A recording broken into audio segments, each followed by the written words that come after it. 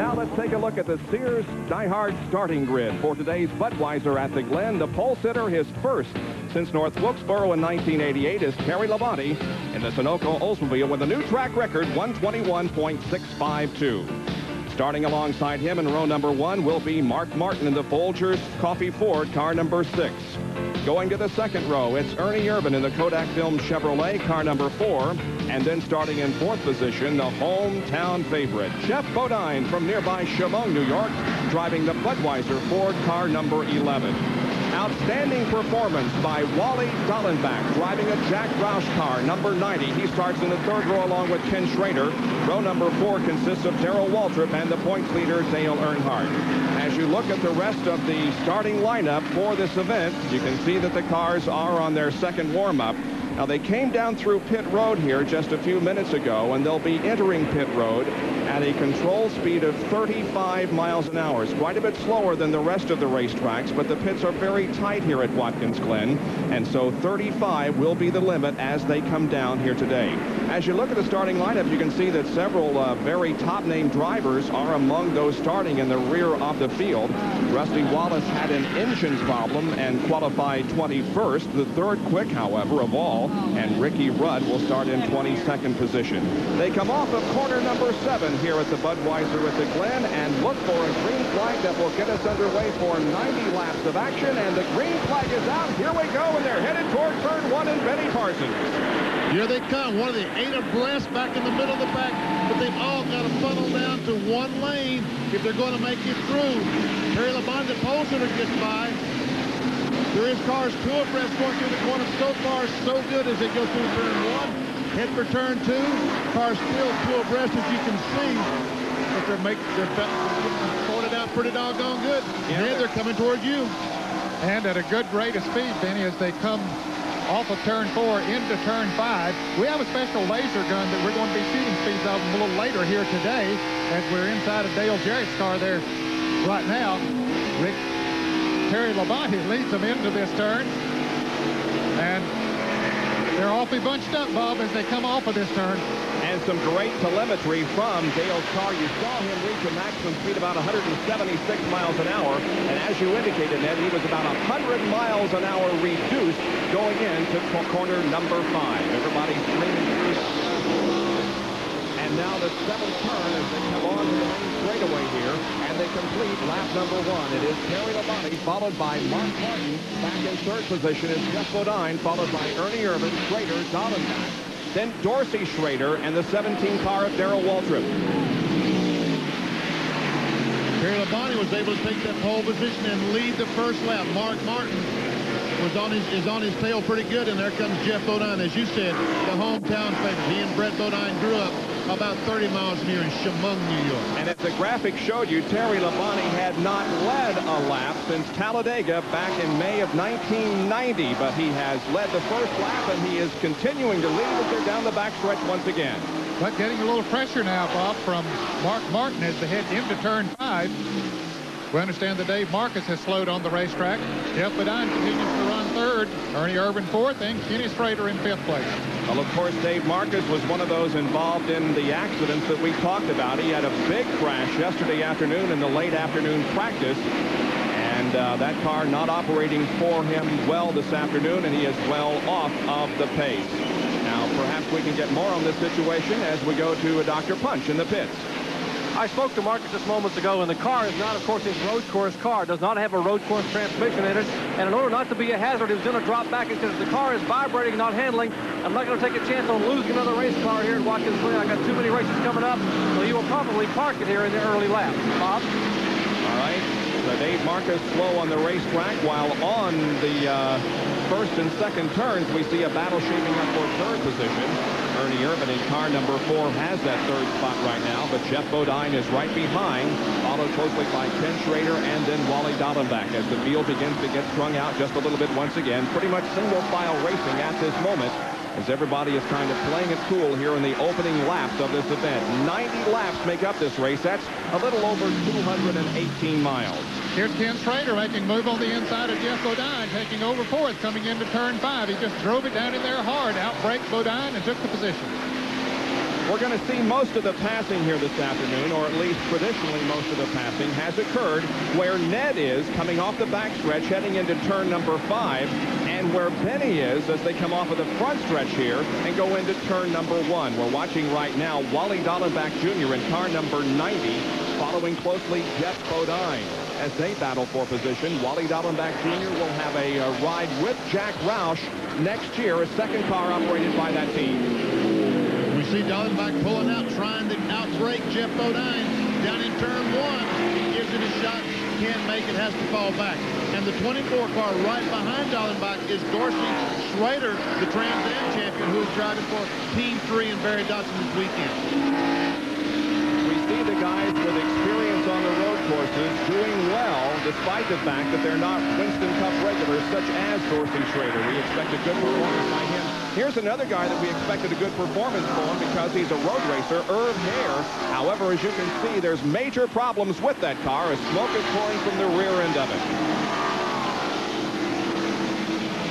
Looks like a blown engine through the S's. Now he's trying to get over out of the way. He crosses over to the inside of the racetrack to let the faster cars go on the outside by Ned Jarrett. But boy, it really has created a traffic jam behind him, Benny. Everybody's really afraid. They don't know if there's oil that he's putting down or what the situation is, but he does try to get out of the way on the inside of the track.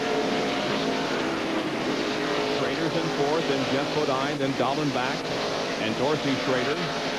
There's the Sitco car driven by Dale Jarrett, and once again we'll show you the telemetry coming from this car, the 4 telemetry that we have in operation here this afternoon, showing you all kinds of acceleration and braking and shifting of gears. We can see the speed going up as Dale goes between the first and second corners up to 119, now up to 120. The RPMs there at 7,300, fluctuating between 71 and 7,800. The throttle response is Dale has it all the way to the floor now on the backstretch. He is in fourth gear. Some great information coming from the Ford telemetry, and now he begins to apply the brakes as he sets the car into turn number 5. It gets way off the throttle, shifts to third, speed reducing to about 88 miles an hour, all the way down to 86 before he comes out of the corner and begins to stand on the throttle once again and accelerate up to 120, 135. Look at the speed increase out of turn number 5, headed for turn number 6. Increasing once again, second gear. And here's trouble, big trouble here in turn 5. Oh, a car is upside down. Bob, there are two cars. They came in here so fast, and one of them did hit the other one and did get upside down. Both of them hit very hard. I believe that's J.D. McDuffie who is on his roof. And one of the drivers is coming out of the car right now. That's Jimmy Means. And now he's going to see if he can assist J.D. McDuffie in getting out of his car. McDuffie's car is on its roof, and Jimmy Means is calling for assistance. This is turn number 5, the one that has created so many problems here at Watkins Glen, not only in Winston Cup racing, but also in GTP competition. There's McDuffie. There's a wheel. Where in the world did that wheel come from as J.D. plows in the wall, and evidently he has, and Jimmy Means goes into the wall while Means is in the air. Thank the Lord that he went in there while J.D. was up in the air. It appeared as if that wheel had come off the car before he left the racetrack and went on to the grassy area there, but there is major damage to the wall, as you can see, and of course our major concern is the condition of J.D. McDuffie. The other car involved is Jimmy Means, and he is already out of his car. The ambulance on the scene now assisting J.D. We'll be back with more from the Budweiser at the Glen in a moment.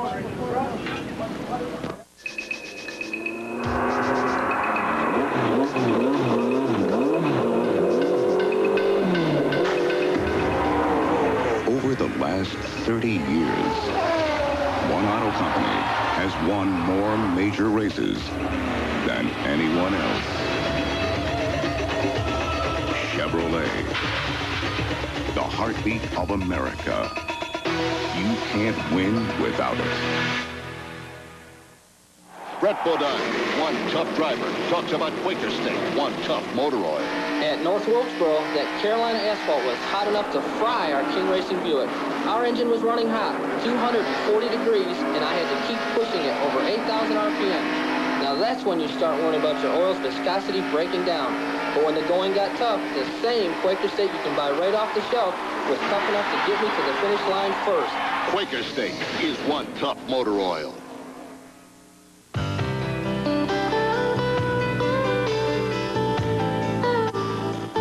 All of these championship-winning drivers have one thing in common: Goodyear Racing Eagles. The race-winning technology that's found in the Goodyear Racing Eagles can also be found in the world's best-selling line of high-performance street tires, Goodyear Eagles Street Radials. The champions know, and it's why we say the best tires in the world have Goodyear written all over them. Sears Best Weather Beater, the paint guaranteed for 15 years, is on sale now. Sears Best Quality Satin Finish is on sale, only $17.99. But you gotta hurry, because Sears Best Weather Beater paint sale ends Saturday. On lap 6 of this 90-lap event here at Watkins Glen, the race has been stopped. We've had a serious crash over in turn number 5. And here is a replay of what happened. J.D. McDuffie and Jimmy Means involved. This is McDuffie, the wheel already off the car, sliding off the track into the grass. He makes hard contact with that tire barrier in turn number 5. Then the car overturns. Meanwhile, Jimmy Means also slides into the tire barrier. His car stays upright, but Means, or rather McDuffie's car, is in an inverted state at the moment. Now, Means was able to climb out of his car almost immediately.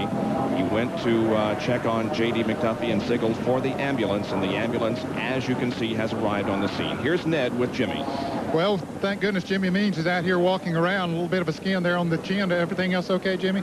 Yeah, Ned, I don't know what happened. You know, I've been looking. JD's been in my mirror the whole time, and, you know, I was kind of watching him. He's running really good, and I don't know where I cut down on him or he come in there, lost his brakes or what, but next thing I knew, it, you know, hit me in the side. I hope he's all right. You know, he took a pretty bad leg care, so I'm fine, but I don't know about JD. Well, you went right under him, it looked like, when his car was up in the air. Yeah, I believe it did. You know, I just I don't know what happened. It just seemed like, you know, if you lose your brakes going down that straightaway, and nothing else to do, but I don't know if that's what happened or not. Well, we appreciate you coming by and chatting with us, and hope everything else is okay. Thank you, Neil. Jimmy Means, one of those involved in this crash down in turn number 5. This is the same corner that Tom Kendall was injured in a few weeks ago in a GTP car when his suspension or hub broke on that car, and he went in hard and is now probably watching this race this afternoon from his home in California and doing well in his recuperation from leg and feet injury suffered in that crash.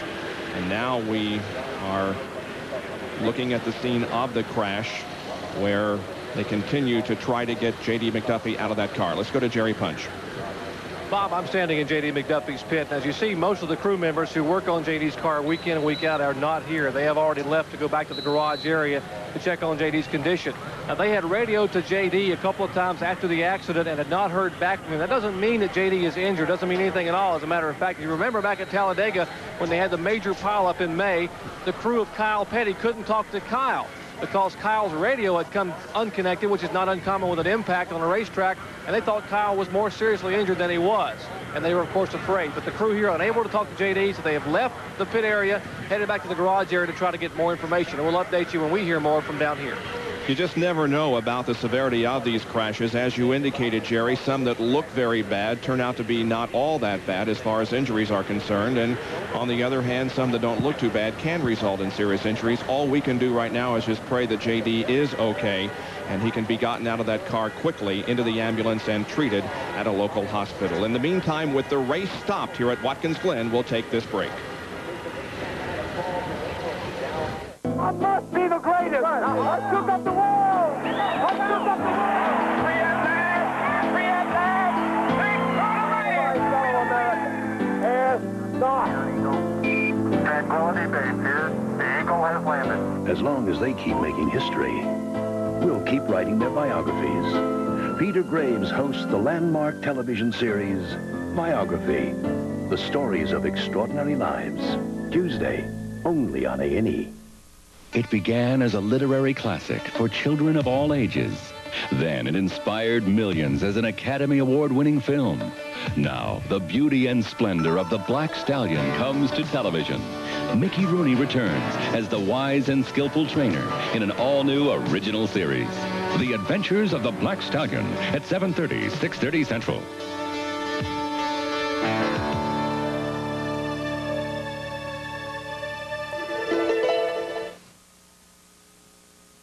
Bob Jenkins, Betty Parsons, Ned Jarrett, John Kernan, and Dr. Jerry Punch back at Watkins Glen International, the Budweiser at the Glen Winston Cup race, which ran 6 laps and then was halted by a serious crash in turn number 5 involving J.D. McDuffie and Jimmy Means. Jimmy Means is okay. We have already talked with him. He had a cut on his chin, but other than that was fine. The condition of J.D. McDuffie remains unknown at this time. The drivers, meanwhile, have parked their cars here on the main straightaway, and they have gotten out and began to chat with each other about how their cars are operating here in the early laps of this race, perhaps exchanging information as to what will be the case in the rest of this race. Well, who knows what these fellows are talking about? I guess they're talking about how their car's running. Look, I'm faster than you are, so when you see me in the mirror, please get over, will you? Don't give me any kind of trouble. There we see Ernie Irvin, Kenny Schrader, Wally Dallenbach. Now, there is a happy young man. As you said, Bob, announced here Friday that he is going to drive on the Winston Cup circuit in 1992 as a team car to Mark Martin with Jack Roush. We asked Roush how many races. It's a minimum of 10 races. Depending upon the sponsorship, they could run 18. If the right sponsor comes along, they would run the entire circuit, 29 races in 1992. So when you see Wally Dallenbach Jr., you are seeing a happy man. He's married to a girl who used to be a race car driver, Robin McCall. They have a child, and they live in Colorado right now, but Wally told me the home is up for sale in Colorado, and they are planning on moving to Charlotte. He said, I want to be in Winston Cup racing for a long, long time. There you see the group of drivers beginning to disperse now as each goes back to his car, or perhaps are going to a central location. They are still at the scene of J.D. McDuffie and Jimmy Means' crash in turn number 5. John Kernan was with Rusty Wallace. Well, Rusty is getting a nice cool drink standing out here on the other side of pit wall. And Rusty, got your work cut out for you today, starting back, a spark plug problem the first round of qualifying? Yeah, I went to qualify and a spark plug closed up on it. And when the plug closed up, it just run on 7 cylinders. So I had to requalify the second day and start back in the back. And just everybody's getting sorted out right now. I just need to get a little room. We can start passing cars to get up there. It's got to be kind of tough on your mental outlook going into this race, because you're not used to starting these road races back here in the middle of the pack. Well, you'd rather start up front. We're only 6 laps into it. This is a 90-lapper, so we got a long time to go. I guess it's more of a survival game, the first half of one of these races, maybe first half, 3/4 on one of these tough road courses. Well, you want to make sure that you don't... the first half, you want to make sure your car's handling, and if you got any changes you need to make, you better get them planned out. Basically, that's about it. You know, just take it easy. Make sure you don't do anything weird the first half. Be a little conservative getting into corners, although you want to get up front. It doesn't pay any money to run up front right now.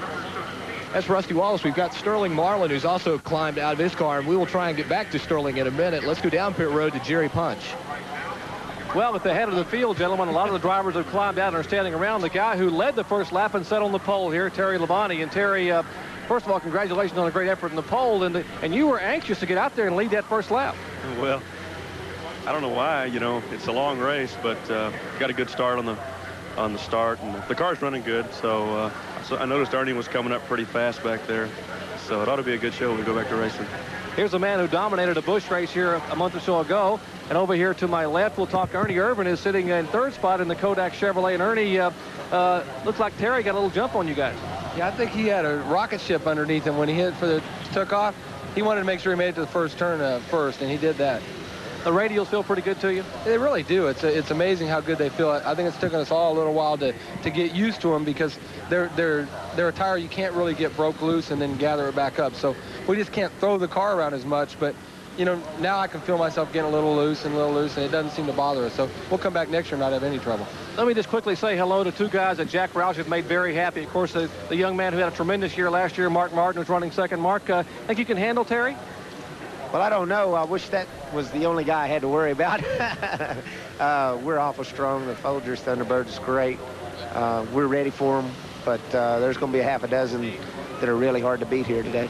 Mark is going to be one of them. And Wally Dallenbach Jr., the young man who had an announcement we mentioned before and will drive next year for Jack Roush and driving a good car. Wally, you're giving them all they can handle here in your first Winston Cup start on a road course. Well, we're trying to. We've got a great car this weekend, and it's great to start this far up front. And we're just going to try to get through half this race and then be able to race at the end, I hope. We're very happy for you. That's a great announcement, and you're with a good team. Thank you. It should be fun. I'm looking forward to it. Wally Dallenbach Jr., he'll be in contention all afternoon, as will the other 3 or 4 drivers we talked to here at the front of the grid. Bob? And Wally will restart in 6th position when we go back to green. Our concern is for the condition of J.D. McDuffie, involved in a serious crash down in turn 5. That's the reason for our red flag. Back in a moment.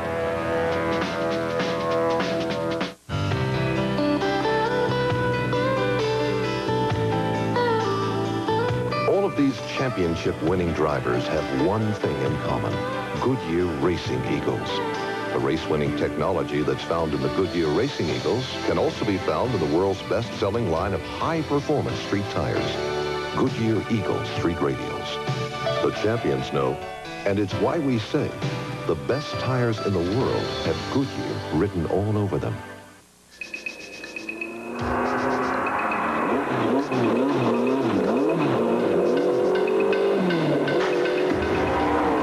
Over the last 30 years, one auto company has won more major races than anyone else. Chevrolet, the heartbeat of America. You can't win without it. Live, Top Rank Boxing on ESPN. The place where fighters have stepped into the ring as unknown, made the right connection, and emerged as champions. You gotta knock him out to win this, all right? Sean O'Sullivan, the Olympic medalist, battles Kevin Killer Watts. Plus, Poison Junior Jones, a top-ranked contender, puts his undefeated record on the line against Ramon Solis. Top Rank Boxing, Thursday night, live on ESPN. The Budweiser at the Glen Winston Cup race has been stopped on the 6th lap because of a crash in turn number 5. Involved J.D. McDuffie and Jimmy Means. Now, Jimmy is okay. They continue to work at the scene on the J.D. McDuffie car. Here is a look at the crash once again. Again, this is at the end of turn number 5. The tire has come off the car, and J.D. goes into that barrier and the tires and overturns, and Jimmy Means, then his car also comes in and hits the tires, but it does not overturn. And there is the crash scene right now, as many ambulances and safety officials are on the scene. As soon as we know something, we will pass the word along to you. In the meantime, let's run down the order they are running right now. The leader of the race is Terry Labonte. He grabbed the lead at the drop of the green flag from the pole position and continues to hold on to the lead. Mark Martin is second, then Irvin Schrader and Jeff Bodine.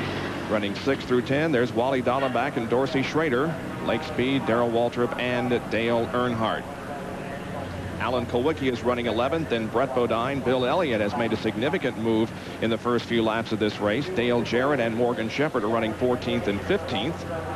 Chad Little is 16th, then Ricky Rudd, who also has moved up 4 positions from his starting spot. Harry Gant, Sterling Marlin, and Rusty Wallace, who has moved up 1 spot. Derek Cope, Rick Wilson, Joe Ruttman, Bobby Hillen, and Richard Petty are 21 through 25. 26 through 30 include Hut Strickland, Jimmy Spencer, Davey Allison, John Paul Jr., and Rick Mast.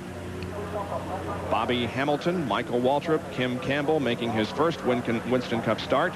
Ted Musgrave and Jim Durhog also making his first Winston Cup start in 35th position. And then Oma Kimbrough, Dave Marcus, and Irv Hare. We noticed Davey Allison all the way down in 28th position. He was in the pits before the race started. John Kernan is there. Well, Davey is far back now, a lot farther than you qualify, the top 10 qualifying spot, but you had a problem with the throttle linkage at the start of the race. Yeah, the Heim joint on the throttle linkage froze up, and the throttle was hanging wide open, so we had to do something. There's no way I could drive around this racetrack, you know, and try to be smooth and keep from crashing with the thing hanging up. but Robert and Devin, Larry, and all the guys jumped on it, and they got the thing changed. And we were working our way back up through there pretty good when the accident happened up there, so I just hope JD's fine. We'll take care of the car on the racetrack, but I just hope JD's okay and Jimmy's all right. You know, you shocked a lot of people about your road course driving ability back in June at Sears Point. You came out here and things kind of started off a little on the bad side for you. Yeah, you know, I'm wearing a splint on my hand from having my hand broken, and first thing everybody says was it because of your hand? Did you crash because of your hand? I said, no, I crashed because of my head. I didn't use it. And I just drove down in the corner too fast on the first lap.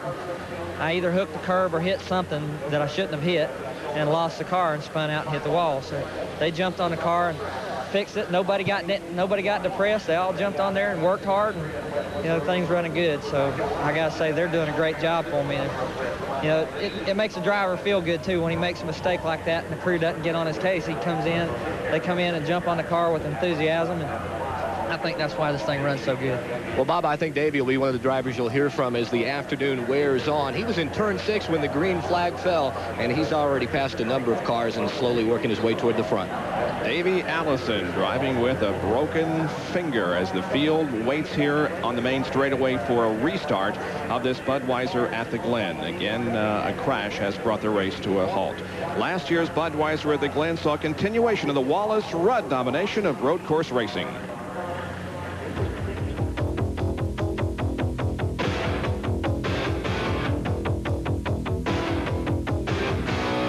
Winston Cup replays are brought to you by Autolite Spark Plugs, guaranteed for 2 years no matter how far you go.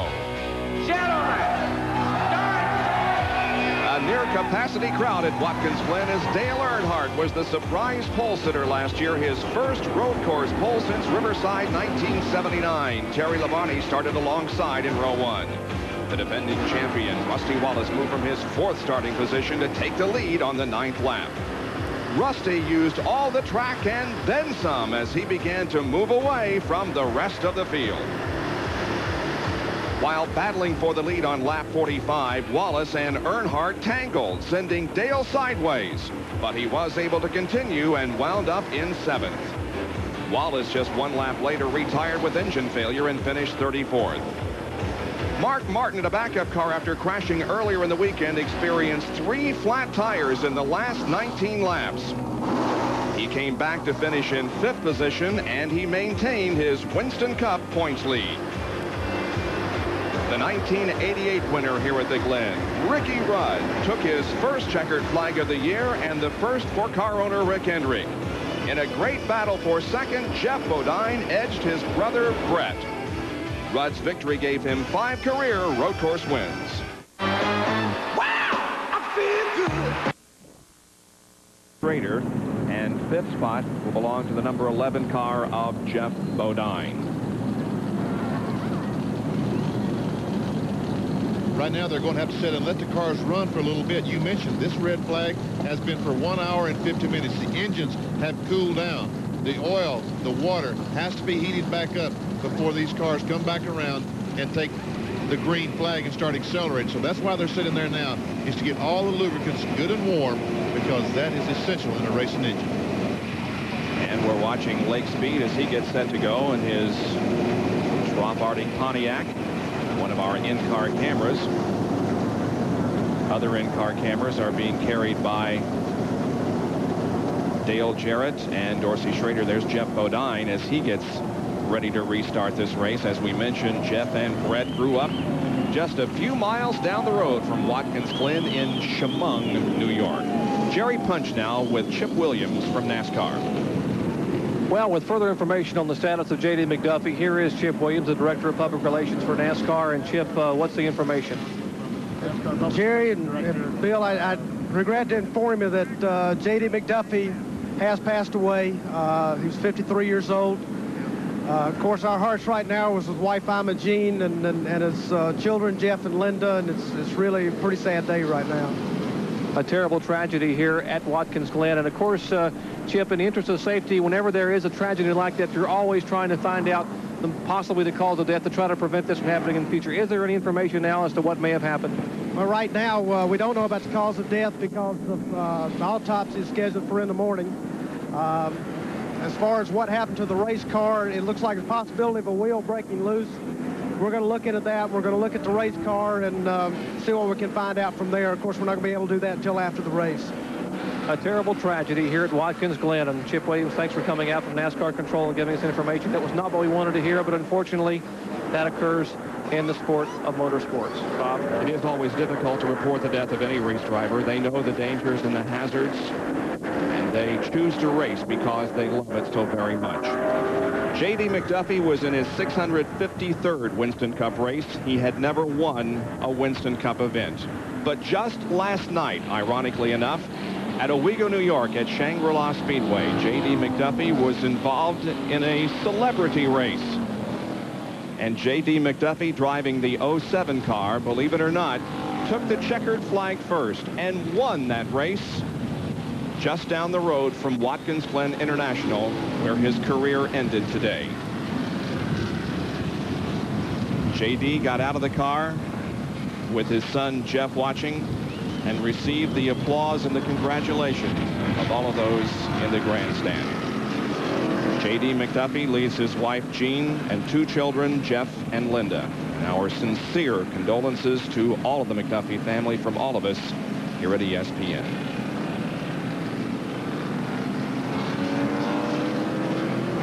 Gene, I know exactly what you're going through, sweetheart.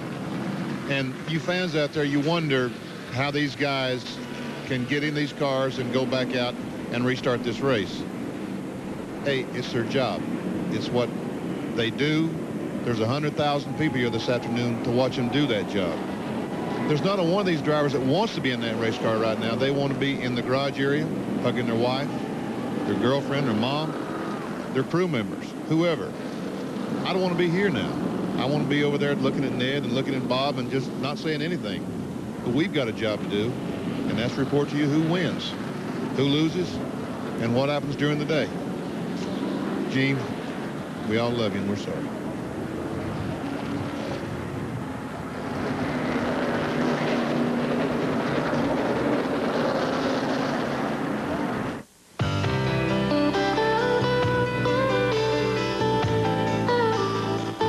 All of these championship-winning drivers have one thing in common: Goodyear Racing Eagles.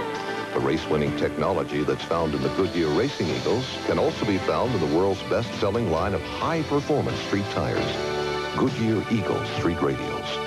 The champions know, and it's why we say the best tires in the world have Goodyear written all over them. Getting to know you. Geostorm. Great way to get away. 16 valves. Hello, road. The turns, the hills. This is it. Get to know Geostorm and tame Wild Road. Now this could be contagious. Catch one now at your Chevrolet Geo dealer. Getting to know you. It is from Kodak. It delivers the highest resolution. Microfine grain. Superior image structure. For ultra-sharp detail. It is called Ektar. Sound like the world's most impressive color print film. It is Ektar Film by Kodak. The genius is in the details. Back at Watkins Glen International, and the Pace truck has the lights out, and the cars will be coming around this time to receive the green flag. Now, they counted that lap under yellow, so 7 laps have been completed, and we will go green on lap number 8. Again, 90 laps, about 218.5 miles make up the Budweiser at the Glen Winston Cup race. As J.D. with 1, the race must go on, and that's the assignment that we have this afternoon, despite this terrible tragedy that has taken the life of J.D. McDuffie. Cars move up now from turn number 5 on that short straightaway, headed to turn number 6. There's Terry Labonte, followed closely by Mark Martin, Ernie Irvan, Ken Schrader, Jeff Bodine, and Wally Dallenbach Jr., who finds himself in 6th position as we get set for the restart. Now they move around turn number 6 and head for turn number 7, the final one. If you consider the booth that is not being used here at Watkins Glen, this is turn 11, but for our purposes, it's turn number 7. The last one leading to the green flag and a restart of the Budweiser at the Glen. Here they come down in turn 1. They look like they're about 4 abreast in the back. Come on, guys. You got to funnel down to at least 2 lanes. There we go. So far, so good. That's Wally Dallenbach on the inside. Meanwhile, Terry Labonte has the lead. Oh, look at the cars. There's the 15 car of Morgan Shepherd and Brett Bonine. Cars going through the Essex. They're heading towards Ned Jarrett back in turn 5. And Benny, they'll be picking up speed as they come off of turn 4. The high speed on this racetrack. We'll put our laser gun into operation here and see how fast Terry Labonte does run coming in here. 159 there for a moment. Then he started slowing down very slow. Gets down to about 80 miles an hour in that turn, but everybody's looking good coming through turn 5. Went from 174 down to about 85. The brake hard for turn number 5, and then stands on the accelerator again in this short straightaway. Now here's turn number 6. Field pretty much in single file formation. And they come off of turn number 7 once again to complete a lap as we have the telemetry from Dale Jarrett's car. You see him on the brake going into turn 7, now accelerating coming out of the turn and completing another lap. The miles per hour there on the upper right will increase substantially here all the way down this long front straightaway until he brakes going into turn number 1. Now he begins to do that. Coming right directly towards me, down 141 to 64 miles per hour. Following Bill Elliott, this is off turn 2 and off of turn 1. Now this is turn 2 up the hill. This is the series of S's. Turn 3 to the left. You don't want to hook yourself on the curb like they were talking about. This is turn 4. And now the racetrack straightens out and heads back towards his dad, Ned Jarrett. Well, that speed increasing, Benny, as he heads this way, all the way up 169, now 172, 173, and then it starts decreasing as he starts braking coming into this turn. He's going on the outside of Chad Little coming into that turn, but everything is okay. And then, of course, the RPMs go down to 5,700, and up again. The fastest trap speed recorded of all during the practice was 173.4, 174, I should say, recorded by Ernie Irvin. Now they're sitting under the bridge here at the start-finish line. The camera hanging right off the bottom side of that bridge, and the 42 car of Bobby Hillen has spun. Bobby Hillen in the 42 car that is normally driven by Kyle Petty, who's been out for several races because of a leg injury. He has spun, and the car is stopped. We've got trouble down in turn 1. Just a moment ago, Ned Jarrett was talking about Chad Little and Dale Jarrett running side by side. Well, they came down in turn 1 side by side. There was some contact, and Dale Jarrett tried to go forward, but he was able to keep the engine going. He's back in first gear. It says fourth gear, but I know that he's taking off for first gear as he accelerates back on the racetrack. He's going again. So Dale Jarrett is moving up to speed once again after a spin down in turn number 1. So 2 spins on that last lap. Dale Jarrett and Bobby Hillen both getting sideways on Watkins Glen Road Course. Now Dale tries to catch up with the rest of the field. He's got a long way to go, Bob. All the field now is through turn 5, and Dale just coming into it. We see Bobby Hillen there. He got his car going again, but he's about to go a lap down. He sure is. Terry Labonte is right behind him as they come down the straightaway. I'm not sure Terry's going to be able to lap him here in the first turn. No, he will not. But it won't be too long before Bobby Hillen is lapped by the leader, Terry Labonte. Here comes Ernie Irvin pulling up right behind Mark Martin. Martin pulled about a car length off turn 1, but as going in turn 1, Ernie Irvin was right on the back bumper of that Ford. And right behind Ernie Irvin is Wally Dallenbach Jr., who has moved to 4th position in that number 90 car. There's Ernie Irvin running 3rd. And now Terry Labonte looking to the inside and now the outside of Bobby Hillen, but unable to lap him. And there is Wally Dallenbach, who has taken that car to 4th position here in the early going. For those of you who are just joining us, Wally Dallenbach Jr. will have a ride with Jack Roush next year in his second car, at least 10 races and possibly the entire season if they can get a sponsor. And that mellow yellow Pontiac we saw a moment ago just in front of Terry Labonte. There's Jeff Bodine, the Budweiser Ford. Going through turn 6, a left-hander. Someone kicking up some dust directly in front of Jeff. There comes Dorsey Schrader, car 24. That's the Team 3 Pontiac. And here's the in-car camera from Schrader's car as he goes by the start-finish line. And he's heading down towards me in turn 1. He downshifts. Hard braking, onto the right. Back on the throttle and drives away. Dorsey Schrader giving that car a good ride. Now we see his footwork as he goes up through the gears. Bob, that footwork is a little bit different than you saw on Ricky Rudd last year. You know, it's just a different driving style of the two drivers. Dorsey using that left foot, of course, on the clutch, but Ricky Rudd, he used that same foot for braking and clutch, didn't he? Yeah, you know, and it's totally different from yesterday when we saw some footwork in the Trans Am race you saw a few minutes ago. And Bob, you saw something that Dorsey Schrader just did that is very, very hard to do. He used his heel to give the gas, on the accelerator to give it some gas as he shifted. The pedals are so far apart. There we see Dorsey Schrader. The pedals are so far apart in the Winston Cup car. Unlike the Trans Am car, it is so hard to do. Most guys use their toe for the accelerator rather than the heel.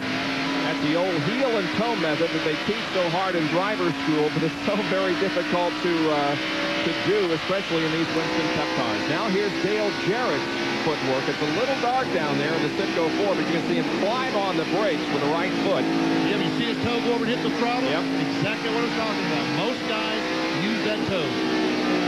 Watch his right toe. He didn't use it on that time, but a lot of times he'll reach over with his toe and give the accelerator a little pat as he's shifting gears.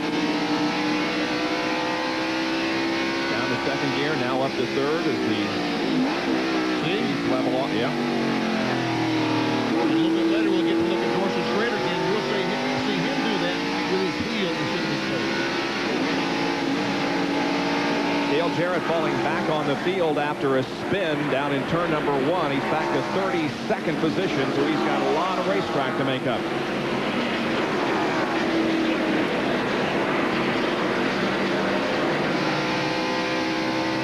Riding with him down that long back straightaway, leading to turn number 5. Up front, it is Terry Labonte still leading Mark Martin and Ernie Irvin as they come down the front straightaway. Ernie Irvin's car evidently is very, very good down the pit straight because every time they come in turn 1, he seems to be right on the back bumper of Mark Martin's car. As they come off turn 1 and hit to turn 2, look, Martin puts a couple of car links on him. So Martin's car is good at that point. Ernie's car is good down the front straightaway.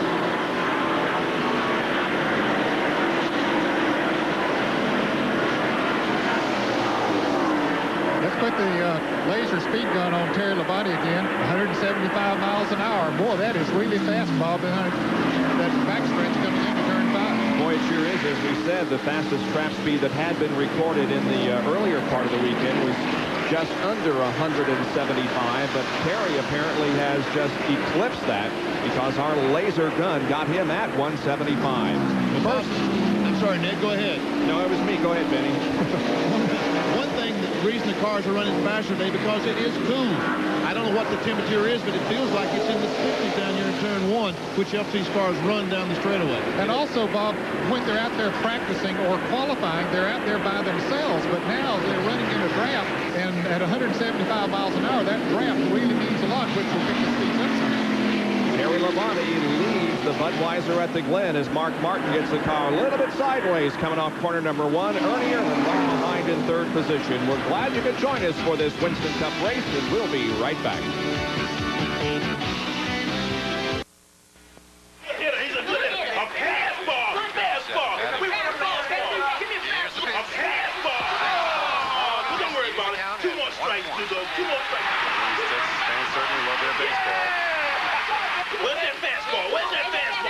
One delivery. It's not hit. It's going. They're looking up. You can kick this baby goodbye. The national pastime is on Storer Cable all the time. We're talking baseball. Make a big splash at a Luna Pool Service. Solid pool covers are a thing of the past thanks to the Loop Lock Mesh pool cover. Let's compare. Water collects in a solid pool cover. This allows gaps to form on the sides, which is a big danger to children and pets. The loop lock mesh fabric is self-draining. The non-corrosive anchors secure the sides for a solid fit. Purchase a loop lock pool cover and a Luna will winterize your pool free. Don't get soaked by solid pool covers. Call Luna for details on the loop lock mesh pool cover. The Luna Pool Service, the personal pool company. If it happens in baseball, you'll see it on ESPN. There he goes. He leaves. He makes the catch. See Tuesday night doubleheaders, Wednesday night excitement, Friday night twin bills, and exclusive Sunday night action. The Mets' Howard Johnson is locked in a tight battle for the National League home run crown. All-star Ryne Sandberg leads the Cubs as they try to make up ground in the NL East. The Mets beat the Cubs live on ESPN Sunday Night Baseball. Back at Watkins Glen, and once again, here's how to enter the ESPN Pick the winning Chevy Sweepstakes. Dial 1-900-933-9300 before the halfway lap. Then stay tuned to see which car is the first Chevy to finish. If your entry is selected, you have won and will be given your choice of any Chevy Lumina, including the fabulous Z34. 1-900-933-9300, the number to dial for the Chevy Sweepstakes. Well, Bob, as you can see, we have a 3-car breakaway. The white car, the Ken Schrader, just, oh, here's some pass for second. Ernie's on the inside of Mark and takes that spot away. And there's something on the back of Mark Martin's car, a piece of aluminum back by the right rear quarter. We'll have to take a look at that because we see the thing back in the right rear quarter. Something is coming loose on that car. I don't know if it's affecting the car or if it should start dragging the racetrack. Then NASCAR may jump in and make one to replace that or at least take it off. Any idea what that is, Ned? You can see that it's hanging down there on the right rear, but you really can't tell what it is. No, you can't, Bob. I don't know what it could be. He apparently got bumped a little bit or something, and it looked like some sheet metal from maybe under that quarter panel there, from the rear bumper.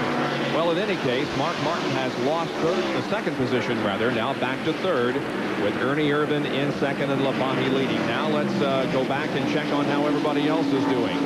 Back in that fourth position is Ken Schrader, and that's a change because Wally Dallenbach Jr. was there not too long ago.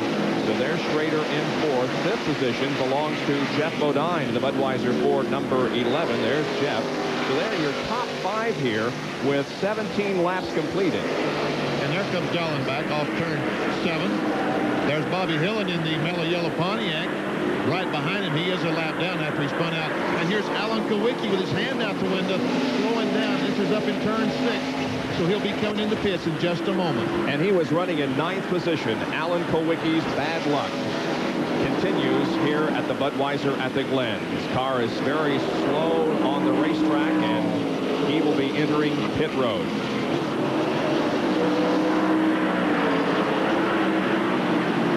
Back up front, meanwhile, there are your first 3, and Mark Martin hangs on to third spot. But what is that thing there on the right rear of the race car? Well, let's go to the pits and try to find out. Let's ask Robin Pemberton here in the pits for Mark Martin. Robin, something hanging down from the rear. What is it? It's a little aluminum panel. They call it crush panels. It's just to keep dust and dirt out of the trunk area. It doesn't, no structure or anything like that. Where'd that come from? Did he get tapped or something? On the green flag lap coming down in here to 1. Ernie got a little anxious, I guess, and got into him a little bit. But there's no damage and no hard feelings either. Now, he slowed down a little bit. He's gotten past. Is there a problem with the car? No, Mark's being real conservative. He's guarding his brakes right now. Oh! It's a pretty long race. This is as hard on brakes as Martin's been. Terry Labonte is spun, Jerry. He lost the lead to Ernie Irvan and then went down to the corner and spun, huh, Benny? He just came down the corner and away he went. I don't know exactly. He's going slow. The car is very slow. Is the left rear tire flat? Yeah, I think it is, Benny. It looks like the left rear tire is flat on the Snowcoast Mobile. What a tough break for Terry Labonte. He's going to have to get back to the pits, and it's a long way around to the pits. Billy Hagan car very slow on the racetrack. Terry Labonte, the pole sitter. He won the Grand National race here at the Glen not too long ago and came here with great hopes after winning the pole position. Looks like the tire is beginning to shred up on him there on the left rear as he comes toward you, Ned. Very slow on the racetrack. Let's take a look at it once again. Ernie Irvan had just passed him for the lead as they came into turn 1 there, Benny. You're going down. It was an uncontested pass. Terry goes in the corner. We can see the car wiggle. He corrected it. He got the car going straight, but he had to make the corner. He goes around. He nails the gasoline, so the car will make a 360, and he can go straight ahead. But we can see that the tire was flat, and there was nothing he could do except spin around, and Mark Martin was fortunate that he was able to get by while Labonte was doing his 360. Danny, that was one of the worst places on the track that could have happened as far as the distance back to the pits. He's still struggling to get back to the pits. When he went to our position here, the tire had pretty well come off the rim, and there's debris on the racetrack, perhaps part of his tire out there, but it's a long ride back around there, and you can't accelerate with that tire flat the way it is. There's the leader, Ernie Irvin. He becomes our second leader of the afternoon. Mark Martin remains in second spot. Terry Labonte is coming in. John Kernan is there. They are changing left side tires only. They feel that they do have a left side tire that is gone flat. Terry revving the engine, and it's having just a little bit of trouble getting Jack under it. They had to lift it up, so that's going to cost them a little bit of time. Yellow flag is waving for debris on the track. They're beating on the rear, telling Terry to get going. Gone, and you can really see that that tire, that left rear tire, is just shredded. An update quickly on Alan Kowicki. He is still in. He is having ignition problems. They have changed over to ignition box. Paul Andrews and the crew are now changing a coil. That's what they've been working on for the last few minutes, but Alan still sits a couple of pits down from the Labonte pit, and it looks like his day may soon be over. John Kernan, who I'm interested in is who won the race down pit road. Is Terry Labonte a lap down, or is he not? Ernie Irvin is right directly behind him. The pace truck has pulled out, and we'll sort it out. Labonte went by the pace truck, so evidently NASCAR has told him that he was able to get back on the racetrack in front of Ernie Irvin and stay in the lead lap. And he's going to wind up and be the big benefactor as we look at what happened. The reason for the yellow flag now is you see the tire come off the rim and it landed on the racetrack, so they threw the caution so they could get out there and get it. But everybody else now will be coming into the pits, and that's going to put Terry Labonte right back up at the front. It sure is, and that wasn't a piece of tire that came off and landed there in the middle of the racetrack. That was the entire tire, as that's what's left of it. Terry Labonte remaining on the lead lap here. We're under our first caution of the afternoon, and we'll be back in just a moment. Ever wonder what I do when I'm not racing? I'm at Western Auto kind of checking things out, and you should too. Hey guys. Hi, Daryl. Because now you can enter our exciting We Win, You Win $1 million racing sweepstakes. There's monthly drawings for Chevy Luminas, race trips, plus if I win the championship, one of you will win $1 million. While you're at Western Auto, pick up a Delco Freedom 60 battery for just $44.99. Delco Freedom 60 batteries, it's like buying time. You think he's got a chance? One car manufacturer has more NASCAR victories than anyone. Winning over 350 NASCAR races, over 4 decades of racing. That car manufacturer is Ford. And that kind of winning performance goes beyond the winner's circle. Brett Bodine, one tough driver, talks about Quaker State, one tough motor oil. At North Wilkesboro, that Carolina asphalt was hot enough to fry our King Racing Buick. Our engine was running hot, 240 degrees, and I had to keep pushing it over 8,000 RPM. Now that's when you start worrying about your oil's viscosity breaking down. But when the going got tough, the same Quaker State you can buy right off the shelf was tough enough to get me to the finish line first. Quaker State is one tough motor oil. Only 2 cars remain on the racetrack. Everybody else comes in for a pit stop. Remember, the speed limit is 35 miles an hour on pit road. The pits are very, very narrow here. Ernie Irvin heads for his pit. Mark Martin also comes in. Let's go to Jerry Punch. Well, the Tony Glover Kodak crew begin to get a chance to work on this car for the first time today. As almost everyone in the pits, as you said, Bob, they will change all 4 tires, get a chance to look at the wear on these new Goodyear radial tires for the first time.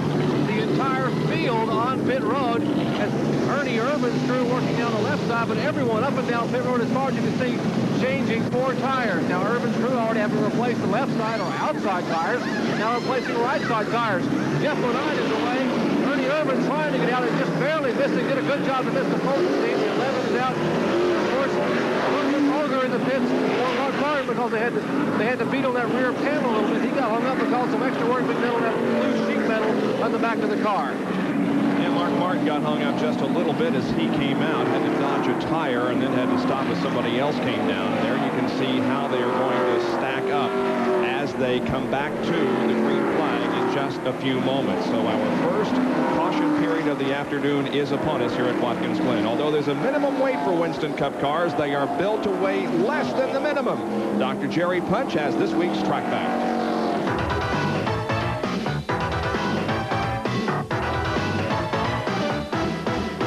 Track facts are brought to you by Quaker State. The Big Q is one tough motor oil.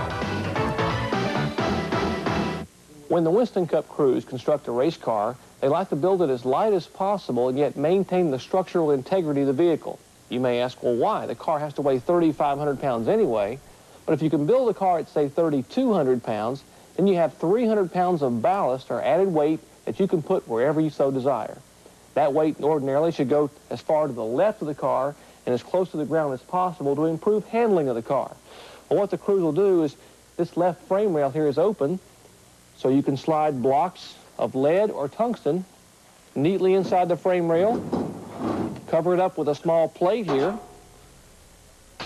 until you get your desired 3,500 pounds. And that's how the Winston Cup cars are brought up to their minimum weight. Under yellow here at Watkins Glen because of debris on the racetrack. Just about everybody has come in for a pit stop, and now we get set in just a lap or two for a resumption of this event, and it appears as if we will get the green flag this time around. So stay with us. Here we go with more racing as Doyle Ford looks him over coming out of corner number 7 and waves the green flag. We are back to competition. The car at the head of the line is number 13, and that is Oma Kimbrough. Right behind him is Jimmy Spencer. There is Jimmy Spencer. Oma Kimbrough coming down in the corner. Spencer. There goes Ted Musgrave, and Jeff Bodine is the first of the truly fast cars. He's followed by Ernie Irvin, Kenny Schrader. Bobby Hill in the lap car is in between Schrader and Ernie Irvin. Ted Musgrave is a leader of the race, Ned, as they come to you. He was on the lead lap, did not make a pit stop, so he's a leader of the race, but I would imagine that he's going to get past as they head toward you. Yes, he is. Jeff Bodine there now. Looks like he's about to make a pass. I mentioned Terry Labonte as we see him jockey for position coming into turn 5, that he would be at the front of the pack. But he chose to come back in, I guess, on that caution period, so he went to the back of the pack. Harry again having trouble here in the Skull Bandit Oldsmobile.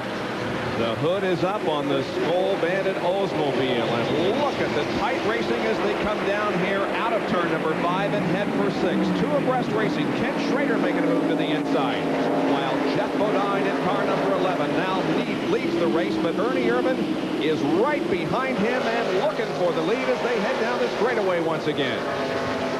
Here comes the Ford of... There's Jimmy Spencer in the front. And look at Jimmy and Rusty Wallace. He, Darrell Waltrip, Kenny Schrader. How many? 4 abreast? Man. Let's see if Wallace can funnel it down. He does. Can you believe all those guys made it through the corner? Oh, whoops. I spoke too soon. Well, they got off into the dirt, Benny, but I believe everybody's okay. That was Ted Musgrave that they put off in the dirt. Pitt is still trying to get his car back up to speed as there's Lake Speed and Dorsey Schroeder going by. I think Ted Musgrave just looking for a good, comfortable place to slip in there and ride. But the way they're coming by him and jockeying for positions, we'll put the speed gun on Jeff Bodine there. Just saw him get pretty good speed there coming into turn 5.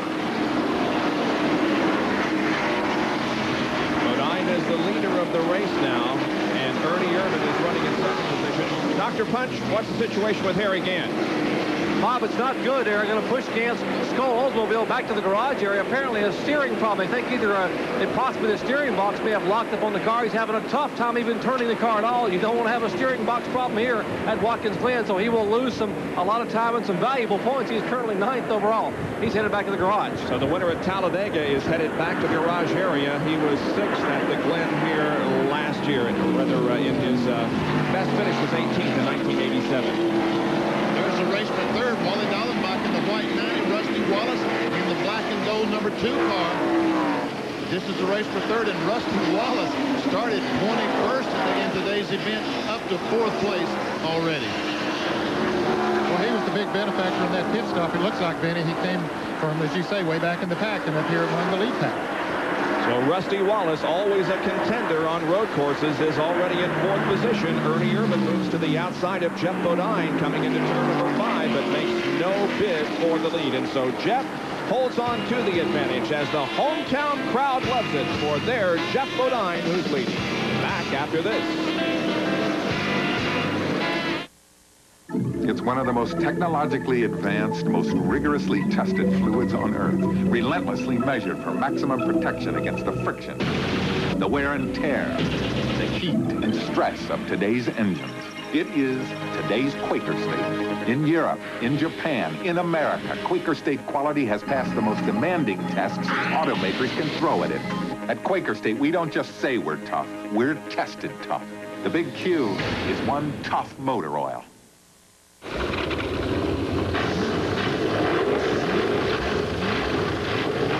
To demonstrate the superior color of new Kodak Gold 400 film, just open a box.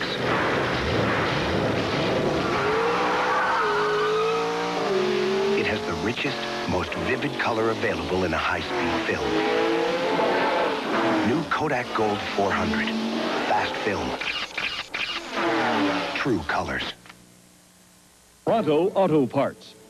From coast to coast, your local Pronto Auto Parts store features friendly service and quality auto parts at lower prices.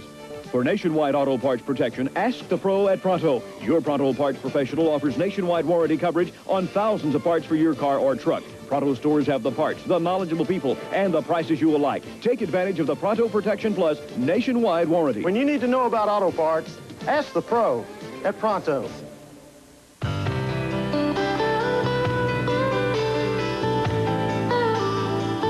All of these championship-winning drivers have one thing in common: Goodyear Racing Eagles.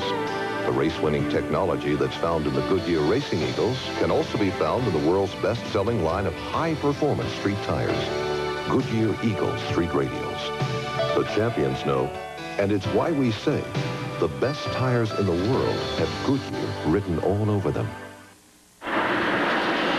Live at Watkins Glen, New York, and the Budweiser at the Glen. Ernie Irvin leads on the 27th lap. Mark Martin is second. Rusty Wallace has moved to third, and Wally Dollenbach Jr. is back to fourth. Here's how Ernie got the lead, and it happened right in front of you, Benny. No problem, Bob. He gets alongside Jeff Bodine, has the preferred line. Jeff Bodine thought about diving back inside Ernie Irvin, but he was not able to do that. Ernie kept on with the lead, and he's keeping on in front of Jeff Bodine. As a matter of fact, looks like he's pulling ahead of him. Now Rusty Wallace. And here's a spin in turn number 5. Car number 20 spinning around, and he might be able to keep it same spot where J.D. McDuffie went in, but he got it stopped before he got there, Bob. Boy, he sure did. Just barely touched those tires. That's Kim Campbell, who was one of 2 drivers making his very first Winston Cup appearance in the Rob Moroso car, number 20. Kim Campbell, who has gained most of his experience in open wheel cars, is a former Formula Atlantic driver and also participates in the Firestone Firehawk competition. And here's a replay of what happened. Well, Bob, it looks like the back end broke loose, and he tried to correct it, and just as he started into the turn, and then it spins on around. And fortunately for him, it did spin around several times before it got to the fence, so it used its momentum up before it got to the tire, so he just barely touched it, so he cranked her up and drove away. Kim Campbell is from Tyler, Texas, and is a commodities broker by trade, but today a full-time race driver. Jerry, incident down in the pits during that series a few minutes ago. Bob, a close call down here in the pits. And just a minute ago, we mentioned Mark Martin was in the pits for a long period of time. There's a reason for that. They were trying to fix the rear panel, but unfortunately, his team manager, Steve Meal, was struck in the face by a tire from another car. Meal was knocked off his feet onto the ground, dazed momentarily. He is up and okay. I've always been a little bit goofy, but he says, I'm going to be fine. He didn't know what happened. He said all it did was scratch his sunglasses and knock him over a little bit. So we were showing, of course, Robin Pemberton on the wall. He is the crew chief, but Steve Meal is the crew member we're talking about who had the injury, and he is apparently, fortunately, okay. And their driver, Mark Martin, continues to run in 5th position. Actually, Bob, I think when he came out of the pits, he was about 12th or something, so he has really moved up through the pack. So, too, of course, has Rusty Wallace, who is now in third place there in the Miller Genuine Draft Pontiac. Wally Dallenbach Jr. doing a great job. There's Mark Martin coming through, Ken Schrader, and way in the back there is Ricky Rudd in the Tide Chevrolet. He's behind Dorsey, Schrader, and Sterling Marlin. Just not able to make many moves to move up much, Bob. There's so much traffic and so many cars running good that we just can't seem to build any momentum. I mean, look at this line of cars, and they're all very, very good race cars. We see Rudd right in the middle of the picture in the Tide automobile. He is second in the Winston Cup points. Here's a camera buried under the racetrack, but he needs to gain on Earnhardt. But he can't get by these cars to gain on them, much less Dale Earnhardt. There we see that's Earnhardt in the black car just going out of picture down towards me in turn one.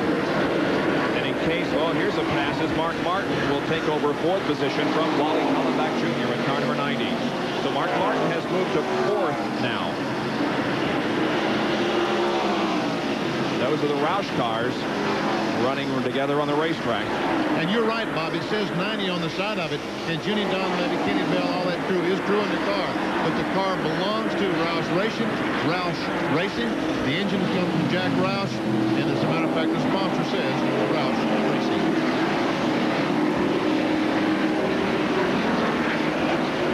Here comes the leader, Ernie Irvan. Second place, Bodine, and third is Rusty Wallace. He has made the greatest advancement so far. He started in 20th position. He was at 20th on lap 5, moved to 16th. He moved to 4th at the end of 25 laps, and now, as we have completed 30 seconds circuits, finds himself third.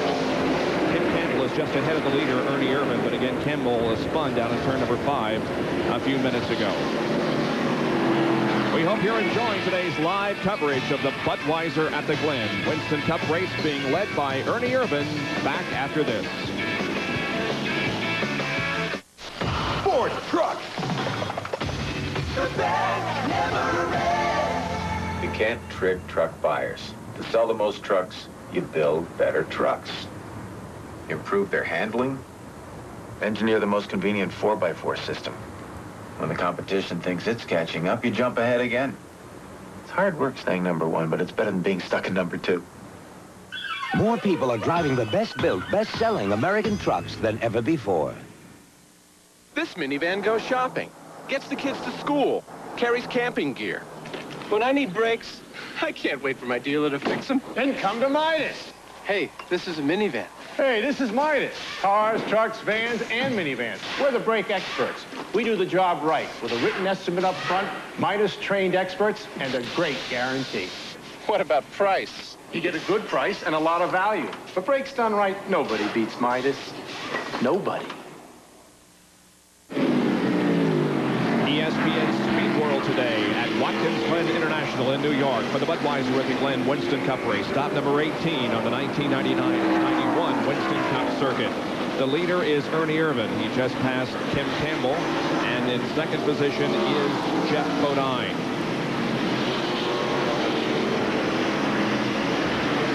Bodine pulls on the outside of Campbell, and there's Rusty Wallace.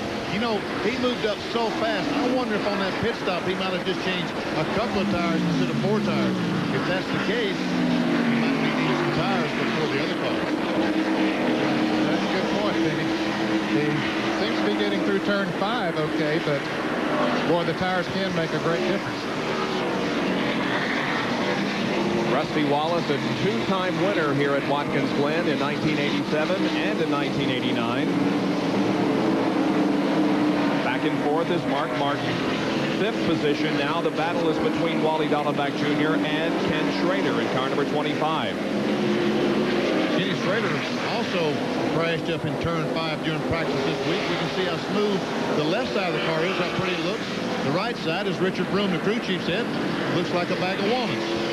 He's on the inside of Dallenbach. They're heading towards me. He's going to try to outbrake the Ford. Boy, that was close. You had to believe that Kenny knew that Wally Dallenbach Jr. was in that 90 car, and as as we have mentioned, Wally doesn't have all that much experience on the Winston Cup circuit, but both drivers handled that situation very well. Morgan Shepherd has just stopped going in turn 1 in the Motorcraft Ford. The car is sitting on the racetrack. There we see Morgan sitting still. He was running in 16th position, but that Motorcraft Ford has come to a halt at the end of pit road. And apparently it's going to be a caution, Bob. Yep, you're right, Ned. It just came out. Doyle Ford. Yellow is out for the second time today. Ken Schrader has gotten around Wally Dallenbach Jr. for that 5th position as both of these cars head toward the caution flag.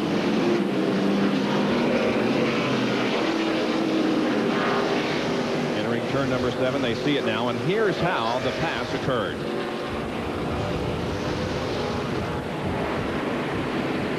It occurred in turn number 1, or was that turn number 5? Anyway, Ken Schrader, yeah, turn number 5, Ken Schrader got position. Morgan Shepherd's moving again, Benny.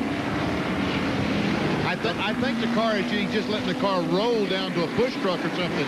I don't think the car is running. He's just letting it roll downhill. Yeah, it is all downhill there from turn 1 to turn 2, so perhaps that's what Morgan Shepherd is doing. 34 out of 90 laps completed. Get here for the Whitetail Spectacular Saturday and Sunday, August 17th and 18th. Experts Otis Toad Smith, John Collins, Jody Hugo, and others are giving free seminars. Factory representatives from leading manufacturers of hunting equipment will be on hand to answer your questions and demonstrate equipment. Make sure you see the Whitetail Spectacular deer display featuring over 30 world record heads never before seen in this area. Get here for store-wide discounts and free door prizes. Get here for the Whitetail Spectacular Saturday and Sunday, August 17th and 18th. Only at the Sportsman Center, Route 130, Bordentown. Bordentown, New Jersey. The waterfront, the history, the people. Bordentown has been the home of such notable people as Joseph Bonaparte, Francis Hopkinson, Thomas Paine, and Clara Barton.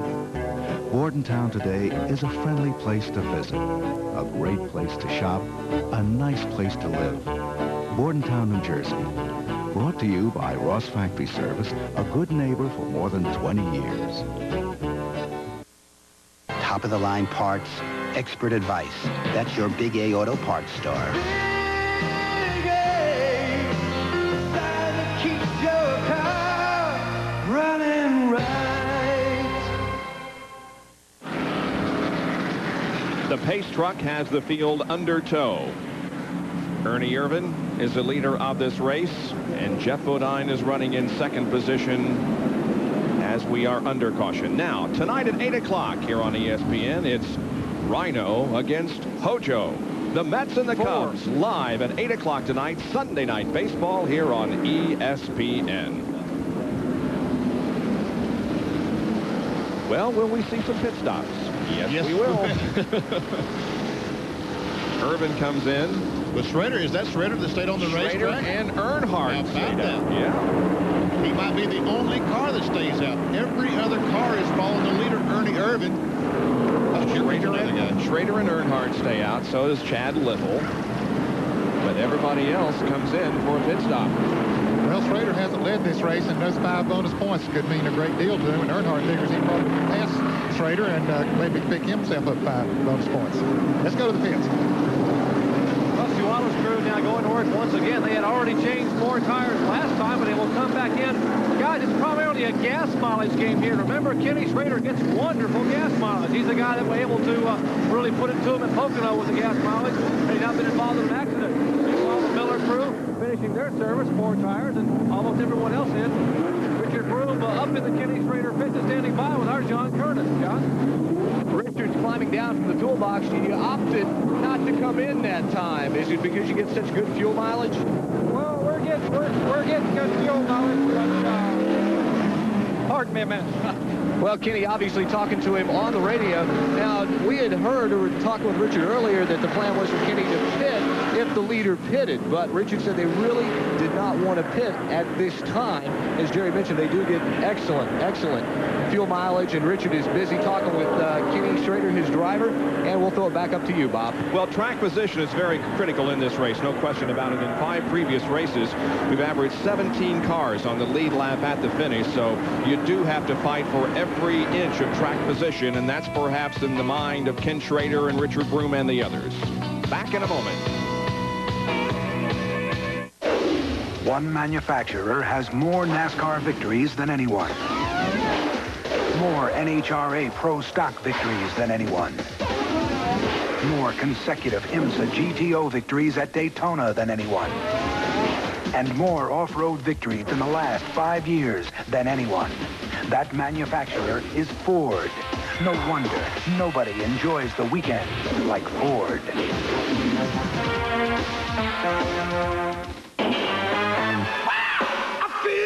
Time to go, boys. You've been in there long enough. Hey, we're not even tired. I feel good. So I've checked the mileage, Andy. Hey, we're the auto light. We're guaranteed. Guaranteed? I feel good. Yeah, 2 years no matter how far we go. A spark plug guarantees that. We do.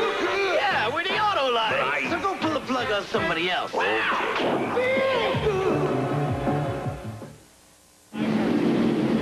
Just about to get the green flag to restart the Budweiser at the Glen after a caution because of car on the racetrack and debris on the track. And here comes the field off of corner number 7. They get the green flag.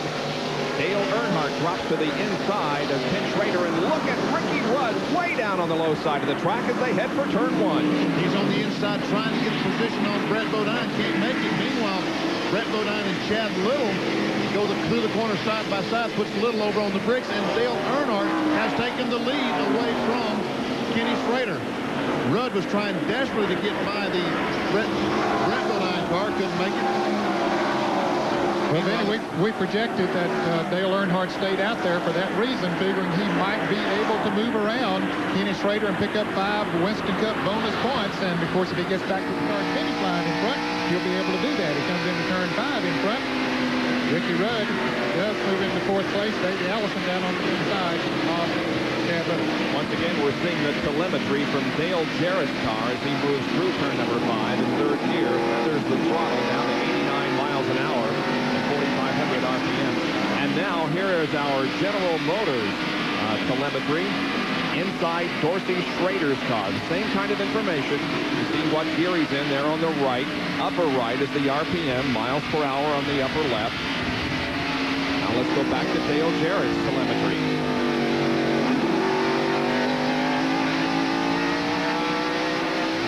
He's in 2nd gear going into turn 7. Oh, Brett Bodine gets in the corner a little bit too hard, and around he goes, but he's over in the grass out of harm's way. Meanwhile, the engine is stalled as he spun the car. So far, so good. All the cars have gotten by. Now, Brett has fired the thing back up. A little bit hot. He tries to get the car back going a little bit too quickly. Spins around, but he's now back on the racetrack. And that's the bad way to lose track position, because he was running in 4th spot when he got a little too hot in turn number 1, spun the car around, and now has to chase the entire field. Here's a battle for the lead going off of turn 5 as Kenny Schrader almost made the pass. In fact, he did on Dale Earnhardt as he went around that turn. And there is a replay of Brett Bodine's spin down there in turn number 1 just a few minutes ago. And so we wait for the cars. There's a different angle. Bodine out into the grass, but the car ended up well off the racetrack, and Brett was able to get it started again. But as you said, lost lots of track position. Here they come again, and Kenny Schrader has the lead. Earnhardt back to 2nd. Ricky Rudd right on his bumper, and there's Davey Allison. That's the top 4 cars going through turn 1. And look who's up into 3rd place, Ricky Rudd. And Terry Labonte is also back in the thick of things, as he is the 6th car in line here. Right in front of Ernie Irvin, who's been so quick. And Terry Labonte spun earlier down in turn 1, put a tire down, but now he has stopped. He's changed 4 tires. Now he's changed 2 tires. He's back in sequence with the guys, and here comes Rudd. He takes a look on the inside right in front of you, Dan. He's really working on Earnhardt. I expect he'll get him in another lap or so because he is really getting through these turns. Earnhardt 2nd. Ricky Rudd right on his back bumper in 3rd position. He looks for the inside line going into turn 6, but falls back behind Earnhardt. Davey Allison coming in 4th, right behind as they that Glen is just off the racetrack in the rumble strips. Field now comes off of turn number 7, and Rudd does move alongside Dale Earnhardt, looking for second position. I think he's going to get it before they get to turn 1, Benny. And how about Davey Allison? He is also going to follow Rudd through, and Earnhardt falls in behind Davey Allison. So Earnhardt lost 2 spots down that front straightaway. John Curran has a comment on Ricky Rudd. Well, guys, maybe he gave a little bit of the intimidation business to the intimidator. Ricky, who crashed his car the first day of practice, had to borrow the nose of Dale Earnhardt. They didn't have a chance to repaint it. And Ricky jokingly said that, hey, who knows, maybe I'll get out there on the track. Some guy will look in his rearview mirror and see that big black front end there and think it's Dale Earnhardt. Move over and let me get around him. It was the wrong guy, though. It was Dale Earnhardt. He was trying to tip him. So Ricky Rudd becomes a factor in another Winston Cup road race, as he has been for the last 5 years. He and Rusty Wallace, it seems, have traded wins on road courses in Winston Cup competition. This is the GM telemetry again in Dorsey Schrader's Team 3 Pontiac. 72 miles an hour coming down from the start-finish line. Here's Dale Jarrett coming down towards the start-finish line. He's down to 80, 76 was the slowest that he went through that corner. He's right in behind Bobby Hamilton in the Country Time Oldsmobile as they come down the pit straight and heading towards me. Hamilton stops, and we see the brake light, the green light on the dash of the car says that Dale Jarrett is hard on the brakes. Off the corner, second gear, shifts up to third. There's a little bit of a delay. And here's the leader. Here's Ricky Rudd trying to get, and you're, oh, Davey Allison did. They've got some action coming towards you. Yeah, and they're running over 171 miles an hour, Benny, as they start braking for this turn. And Davey Allison does make the pass on Ricky Rudd. Allison very fast after having his problems earlier, but boy, he does have some speed down the straightaway. And Jeff Bodine spins here in turn 5. Dale Earnhardt spins also.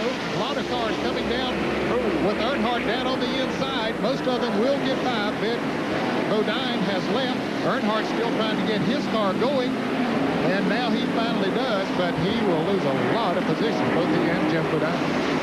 So Dale Earnhardt, who came into this race with the best finishing average in all the races we've completed here at Watkins Glen, suffers a spin and a serious setback in his bid to win this race. Davey Allison is going to take the lead. He comes inside Kenny Schrader and takes that spot. Rudd is trying to get alongside his teammate, his Hendrick teammate, for that second spot. He has position as Ernie Irvin follows him through. Remember, Schrader did not stop and get tires a moment ago. These 3 cars in front did stop the tires. Well, is anybody but me thinking about Sears Point and the terrific battle in the closing laps that we saw between the guys that are running first and second right now, Davey Allison and Ricky Rudd, and what happened on the last lap of that race? Well, that's the way it was. Let's see how fast Davey Allison, well, of course, he's already slowing down, and Wally Dallenbach having a problem in the Rouse Racing Ford number 90. He has no brakes. Yeah, the car will not stop. He went right by his crew as they scrambled trying to stop the car, but he finally does get it stopped. They're pushing it back towards his pit. Well, this is what happened to Wally. Obviously, the brakes failing, and he went off course. And let's see if he hits anything. Well, there's enough runoff area there, which I believe is at turn number 6, that he was able to avoid hitting anything. Then came into the pits, and obviously without brakes, went by his assigned pit slot. Boy, we've got action all over this place. Davey Allison now leads the Budweiser at the Glen, followed closely by Irvin, Rudd, and Kenny Schrader. Back in just a moment at the Glen.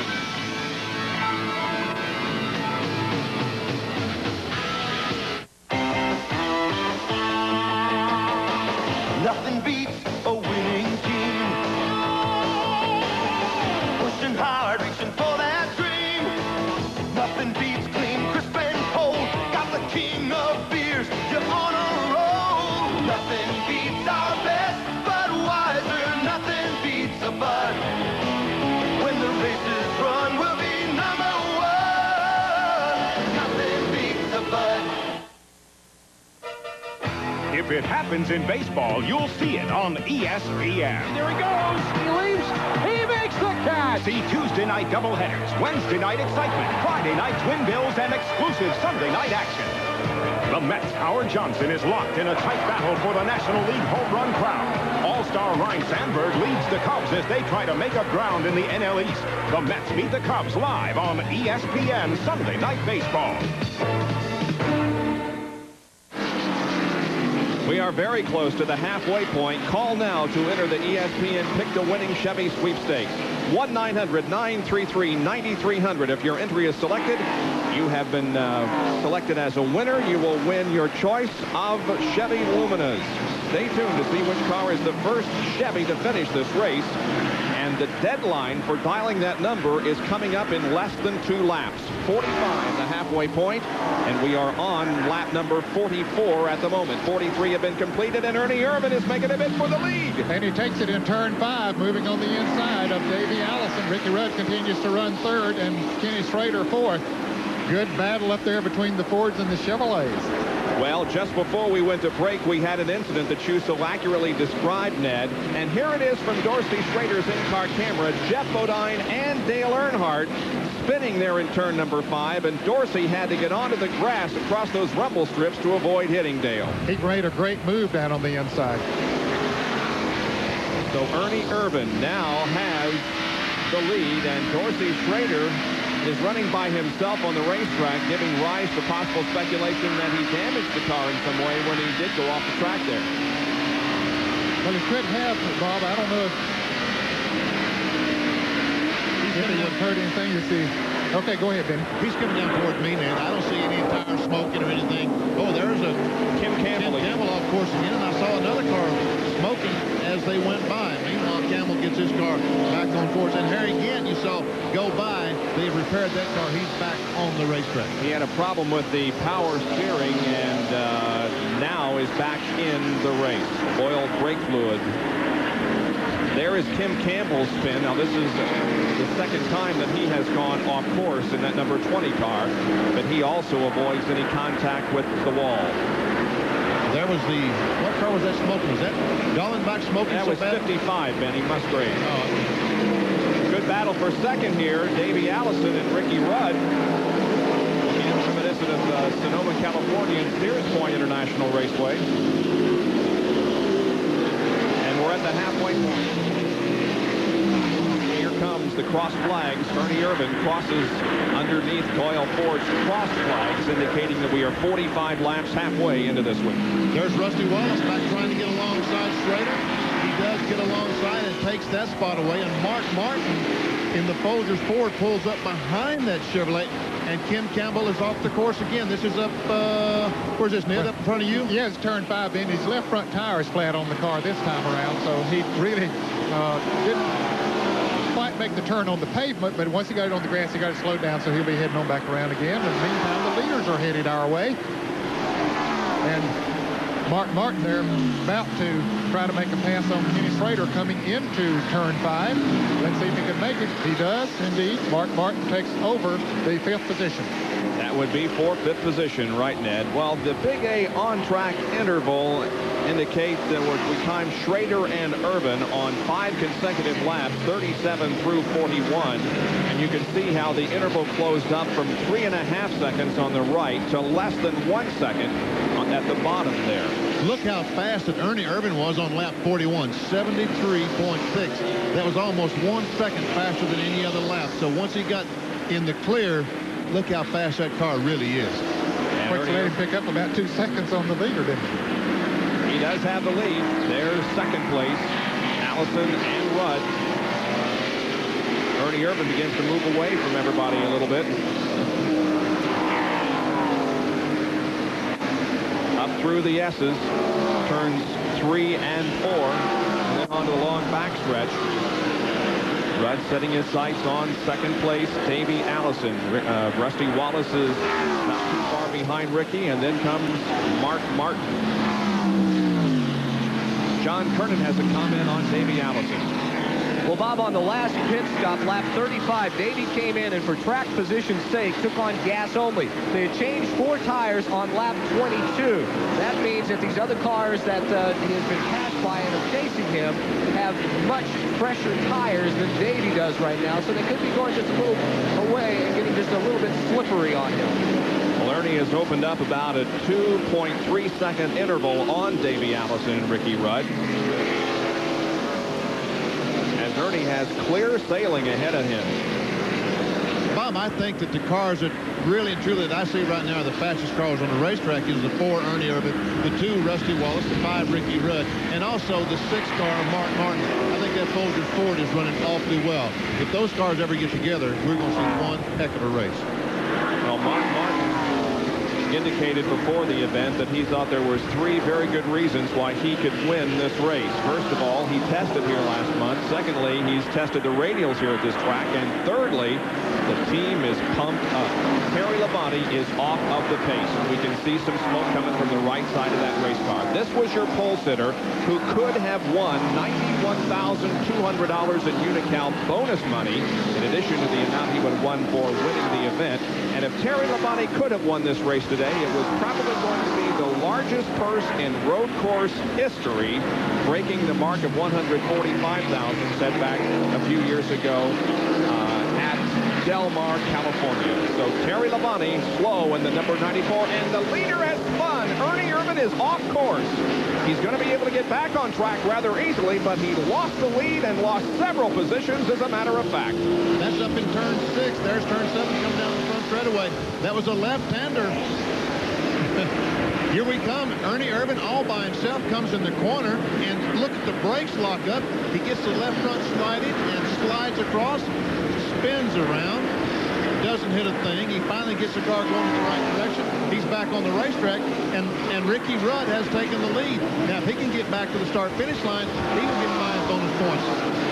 Well, we talked about Ernie Irvan just a minute ago having clear sailing ahead of him. He didn't have any lap traffic to concern himself with, but he did spin and lose the lead. And now we see Ricky Rudd and Davey Allison side by side again. But Rudd beats him into turn 5 and holds on to the lead.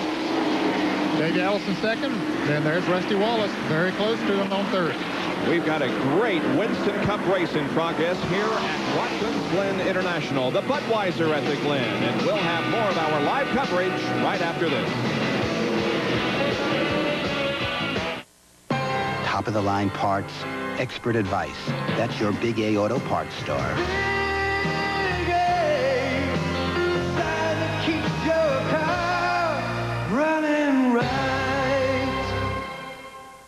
There's a really big Dollar Day sale going on right now at Ace. Yep, $1 buys any one of these Ace Best Buys. Over 2 dozen for just $1 a piece. Look for Ace really big Dollar Day circulars and come in today. Hey, Ace is the place. Ford Trucks. The first vehicle Henry Ford sold was not a car. It was a truck. Our full-size pickups were first with rear anti-lock brakes, first with electronic overdrive transmission, first with push-button 4-wheel drive.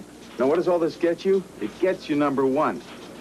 And if you keep doing it, you stay number 1. More people are driving the best-built, best-selling American trucks than ever before.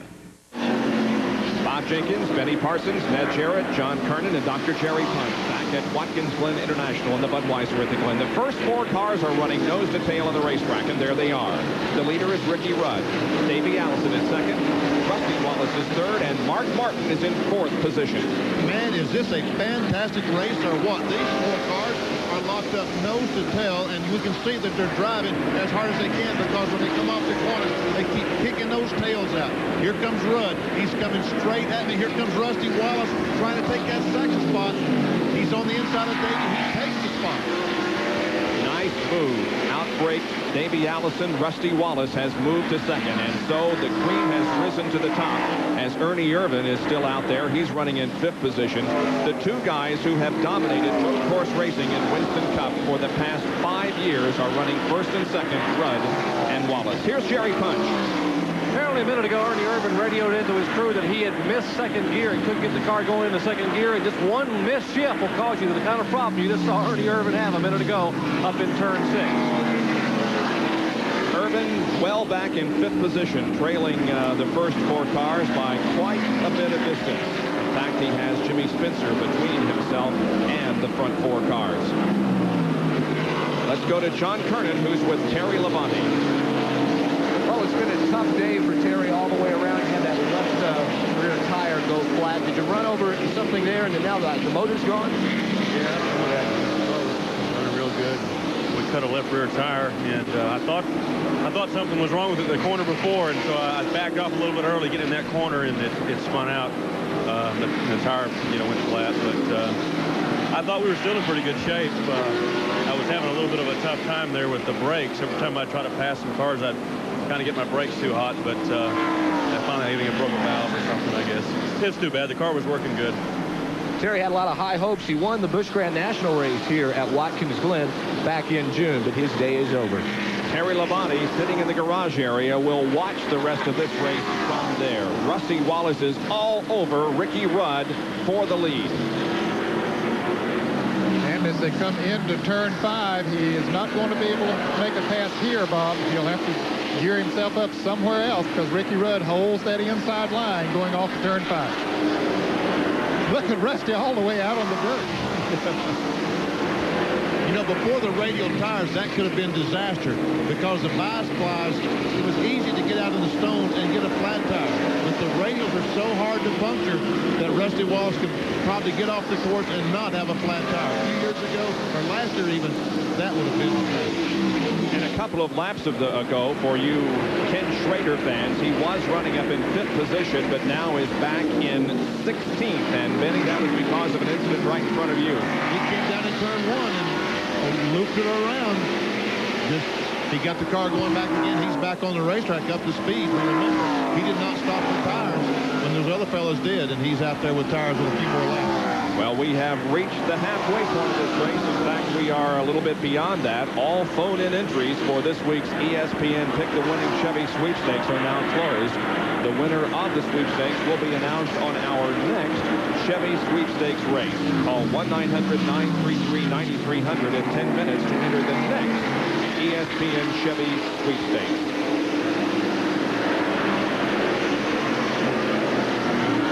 Those 4 cars still nose to tail. Rudd holds off the car of Rusty Wallace as they come up on the car number 20 now again.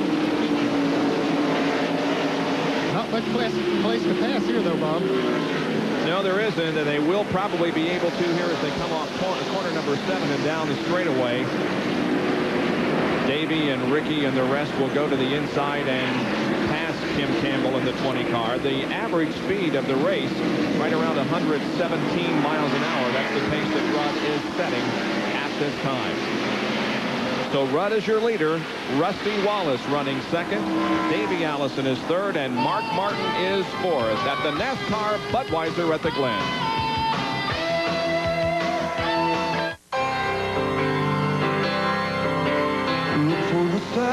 Top of the line parts. The red, blue, and white. Expert advice.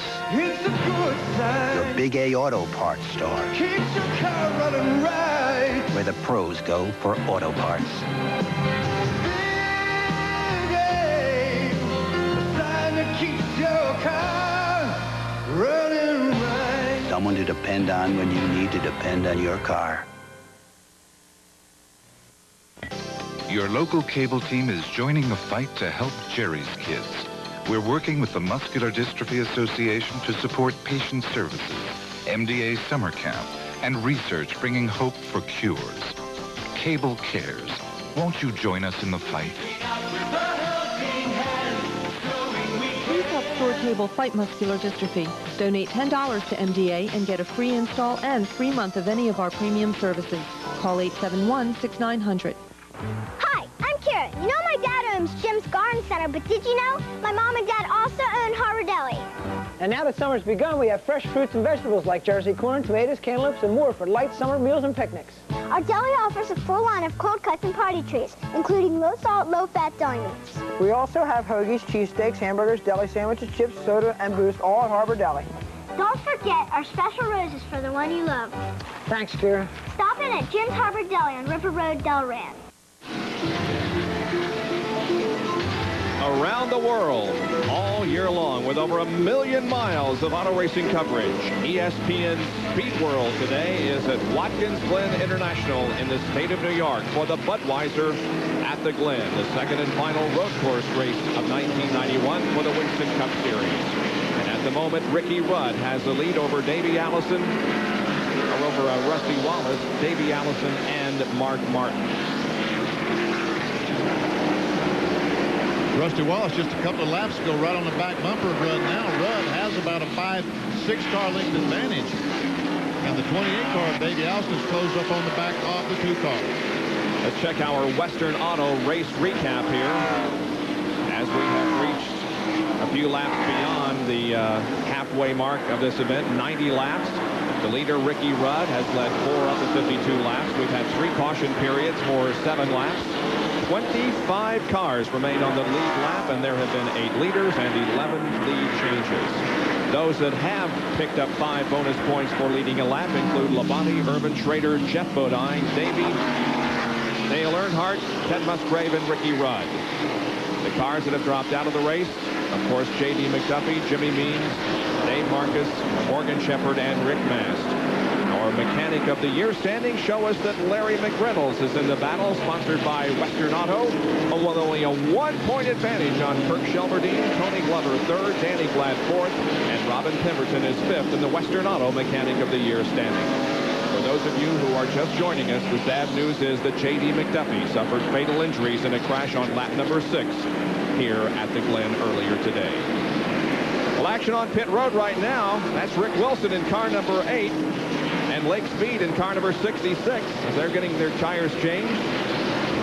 Lake Speed's car is going behind the wall because the car has been smoking for the last few laps. Either they've run out of wall, finally blew an engine up, or run out of oil, I should say. They've blown an engine, or NASCAR has asked them to go in and try to fix the oil leak, because I've noticed for 5 or 6 laps that Phillips 66 car was smoking badly. No, it's too bad because he was running in 12th position. Ken Schrader is coming in. John Kernan.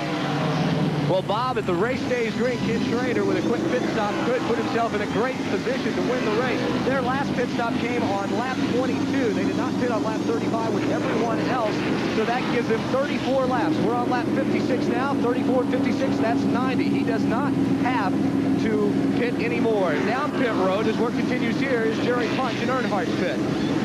Dale Earnhardt has brought the Goodwin Chevrolet to a halt so far in the pit road. He will get service. Remember, he was involved in that shunt over at turn 5 as the car number 25, Ken Schrader, comes down pit road. Remember, 35 miles an hour is all they're allowed. Now Schrader goes by. They have completed service on the left side of the Earnhardt car. They will work on the right side.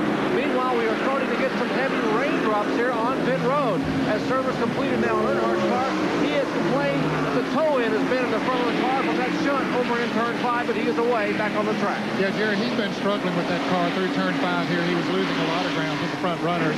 Maybe this tire change will help him some. Here's the leader, Ricky Rudd. And he was in 18th position, Dale Earnhardt was, when he came in for that pit stop. The lead continues to be held by Ricky Rudd as he has now a little bit of racetrack between himself and second place Rusty Wallace. And the rain indeed is coming down here on the main straightaway. How about where you are, Benny?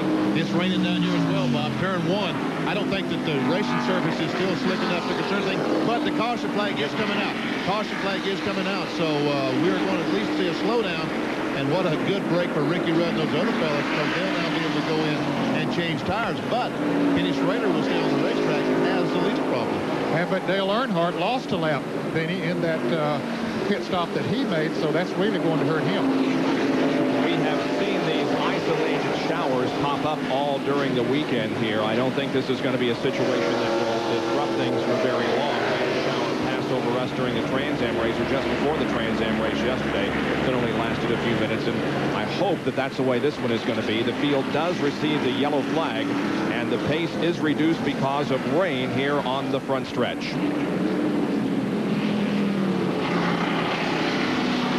Ricky Rudd, Rusty Wallace, Davey Allison, and Mark Martin are your first 4. In 5th position is Ernie Irvin. 6th position would be the 24 car of Dorsey Schrader. Jeff Bodine is 7th. In 8th position is Hut Strickland. 9th is Darrell Waltrip. And 10th is car number 21, Dale Jarrett. Well, while the rain continues here at the Glen and we slow things down, Jerry Punch has caught up with some new friends down on pit road. The NASCAR family continues to grow, and the newest additions are these 5 furry little critters. They're the new NASCARs, the NASCAR mascots. Like any professional organization, the San Diego Chicken or maybe the Charlotte Hornets with Hugo the Hornet, you have to have a mascot. And these 5 furry friends each have their own message. Let me introduce them quickly to you. To my immediate right here is Finish Line, who stands for anti-drugs, say no to drugs. Beside Finish Line is Rocky, who says safety must come first, both on and off the track. Then Foxy, easy to pick out, standing for physical fitness, stay in shape. Backstretch there, next to the end, stands for do not litter, and Duster at the very end stands for stay in school. So be sure to look for these NASCAR's official mascots at the next Winston Cup race nearest you. Bob? Nice messages sent by NASCAR, and there's the inflatable NASCAR, which is hovering over Watkins Glen. That's old Rocky as he keeps an eye on things, and the field under caution because of a shower moving over the front stretch. We're at Watkins Glen for the Budweiser at the Glen, and we'll be right back.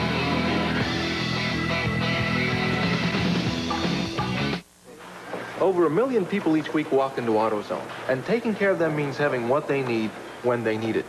That means stocking a lot of parts for a lot of cars. Now, nobody can stock everything, but we stock more than most. And how do we know which ones to carry? That's easy. We listen to our customers, because nobody knows better about what you want than you. So the next time you walk through that door, you might think of yourself as a customer, but we think of you as the boss.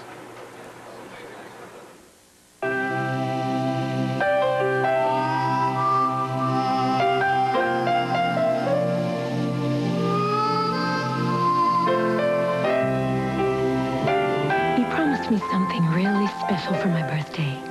A whole weekend in the great outdoors. Without me.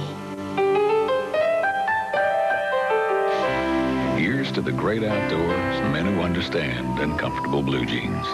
Wrangler. The Mets' Howard Johnson is locked in a tight battle for the National League home run crown. All-star Ryne Sandberg leads the Cubs as they try to make up ground in the NL East. The Mets meet the Cubs live on ESPN Sunday Night Baseball. The pits have become busy once again as the yellow is out and the front runners are making pit stops. Here comes Ricky Rudd and Davey Allison out of the pits. Rusty Wallace also comes out. They wouldn't have pitted, of course, if they were worried about this race being stopped because of the rain. I don't think it's raining at all now here on the front straightaway where it was just a few minutes ago. Just a very quick passing shower that was enough to bring out the caution flag. Well, while we have the opportunity, why don't we lay back and kick up our heels and maybe get something to eat, huh? As everybody here at the Glen is very well aware of Benny's love for food. So here's this week's edition of Buffet Benny.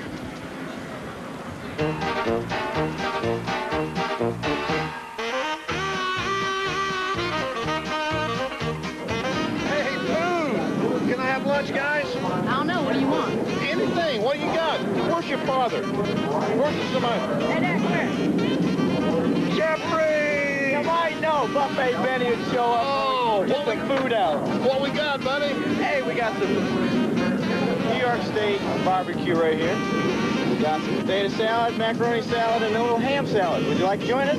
I thought you'd never ask. What is this my seat? That's your seat. Where's Kathy?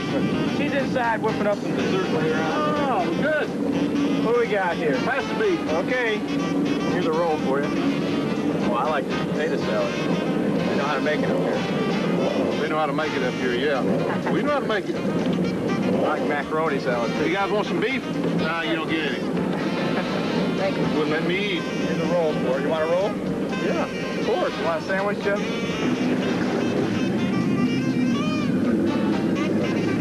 Okay, guys, every good meal's got to have dessert.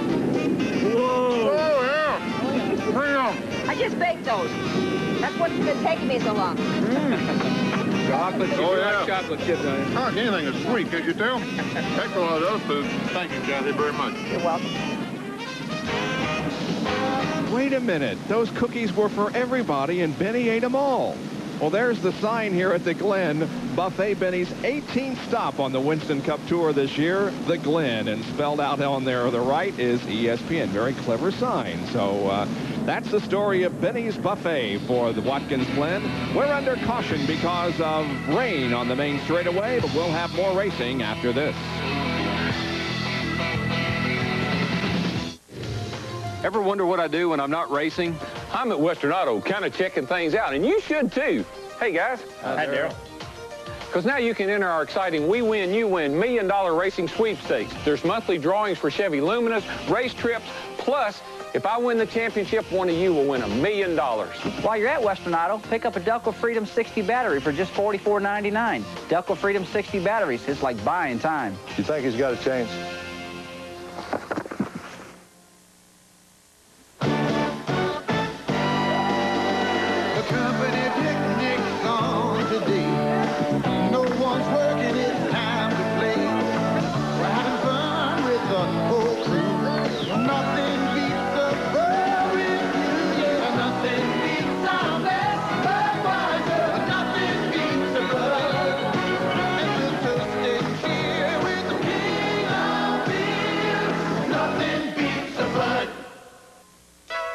I've got the car.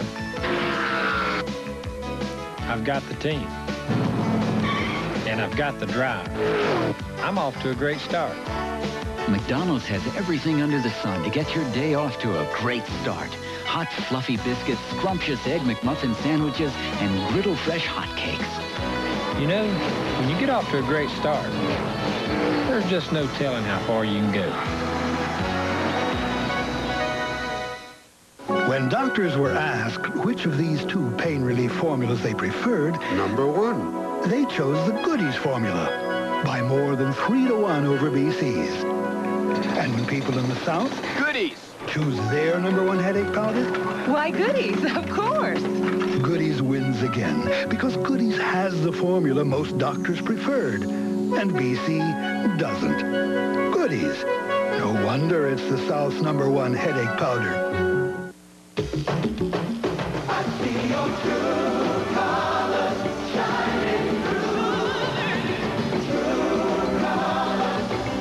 Because the world gets more colorful every day, Kodak introduces a more colorful film. New Kodak Gold 400 film. It now has the richest, most saturated color available in high-speed film. New Kodak Gold 400 film. Back at Watkins Glen, New York, just about ready to go green. We'd like to remind you, for those of you who tuned in to watch tennis, stay with us because we will bring you the tennis highlights immediately following our race here. And, of course, the Trans Am race was aired during our 2-hour red flag period that we had here at the Glen. The green comes out, and Dorsey Schrader in car number 24. Oh, and Jeff Bodine is into the wall in turn 7. And all kinds of scramble behind him. Cars trying to put it so far so good. But meanwhile, Jeff Bodine's car is still sitting there. They're going to be racing back to the caution flag if there is such a thing as a caution flag. If they should, Earnhardt would be able to get that lap back.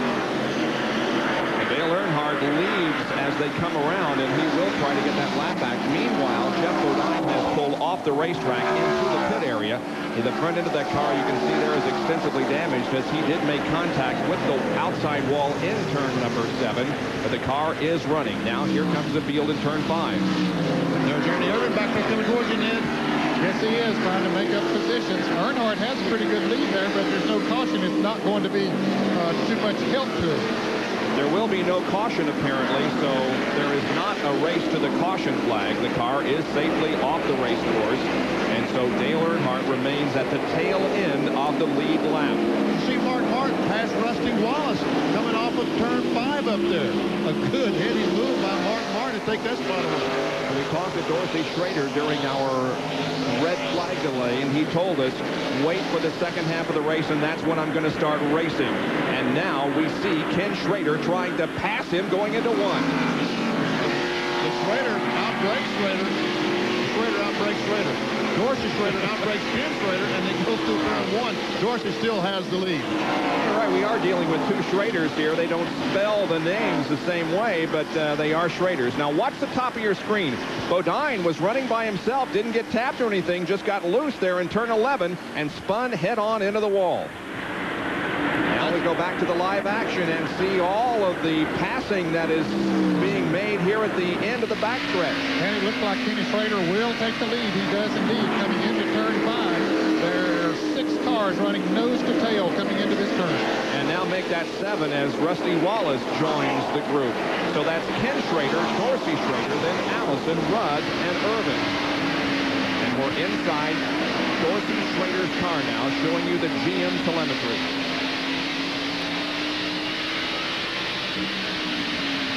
That's turn 7 that he's approaching. And here is the telemetry in Dale Jarrett's Ford. That's also turn 7. Coming down to the start finish line. Jarrett is running in 10th position. There are 19 cars on the lead lap.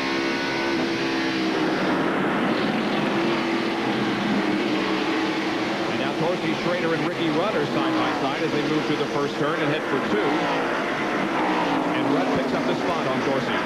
They did come to this corner side by side. Now Ernie Irvin would like to get by Dorsey and had thoughts of doing that, but he was not able to. Schrader pulls back in front, and here comes Mark Martin trying to get by both of them. And Rusty Wallace, as you mentioned. Battle for 4th. Irvin to the inside of Dorsey Schrader.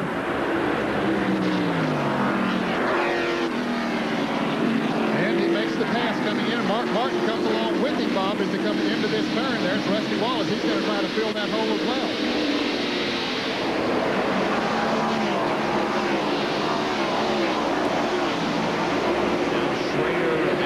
Rusty Wallace are side by side, and Rusty picks up a spot.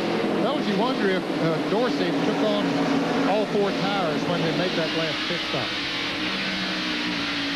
Because he was sitting there running pretty comfortably in 7th position before the caution came out, but boy, they've run by him pretty quickly here.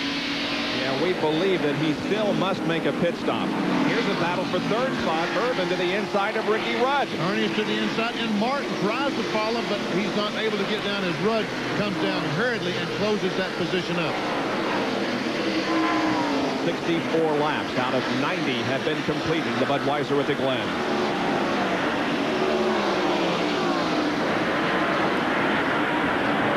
Ken Schrader leads over Davey Allison. And now Mark Martin will look for 4th position. Dale Earnhardt is leading this group of cars, but he is on the lead of the tail end of the lead lap. And he's certainly holding his own, or maybe pulling away a little bit, Bob, from those drivers as they jockey for position there. Earnhardt had just made a pit stop before the caution came out. He was there with 4 fresh tires, so he didn't need to come in during the caution. He's just hoping for one now. And we get confirmation now that Dorsey Schrader did not make a pit stop, and so he will have to make one here in the next couple of laps. Mark Martin is all over the back bumper of Ricky Rudd. The Rudd realizes that there's only 25 laps to go because he does not want Martin to get in front of him now. It could mean doomsday later on. Davey Allison took a look on the inside of Kenny Schrader. Was not able to outbrake him going down in turn 1, and Ernie Irvin has pulled up on the back bumper of both those cars. Boy, these guys are just like they're chained together. The first 3, Kenny Schrader, Allison, and Irvin. And then back in the second group of cars, we have Rudd, Martin, and Wallace. And now Martin looks to the inside of Ricky coming out of the 4th turn down the backstretch. And Ernie Irvin, Ned. Yeah, he's on the inside of Davey Allison. He does make the pass. Mark Martin makes the pass on Ricky Rudd, so a lot of passing coming into turn 5 here. Meanwhile, Dorsey Schrader continues to go back in the pack. And Jeff Bodine is back out on the racetrack after an encounter with the wall in turn number 7 and damaging the front end of that car, but Jeff is back on the racetrack. Here's Ernie. He closes right up on the back bumper of Schrader. That's Kenny Schrader in the Kodiak Chevrolet. Not to be confused with Dorsey Schrader. And here's Ernie trying to outbrake Kenny Schrader. Can't do it. He will fall in down in turn 1 right on his bumper.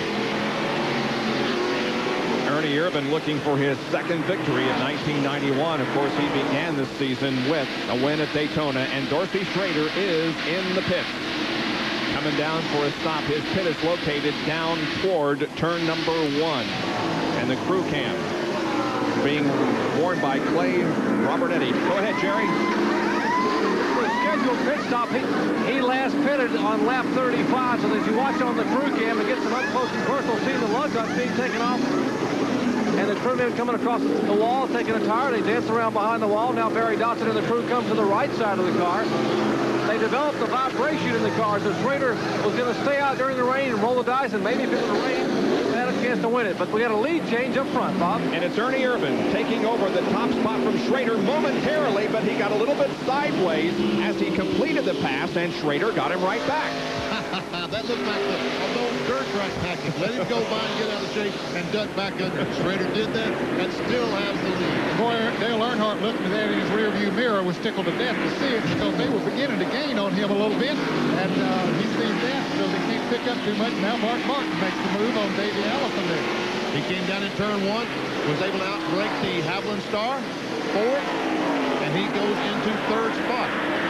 Looks, he has his eye on those two Chevrolets in front, the 25 and the 4. Remember the theme of our open traffic jam? Yeah. Boy, we've got it, don't we?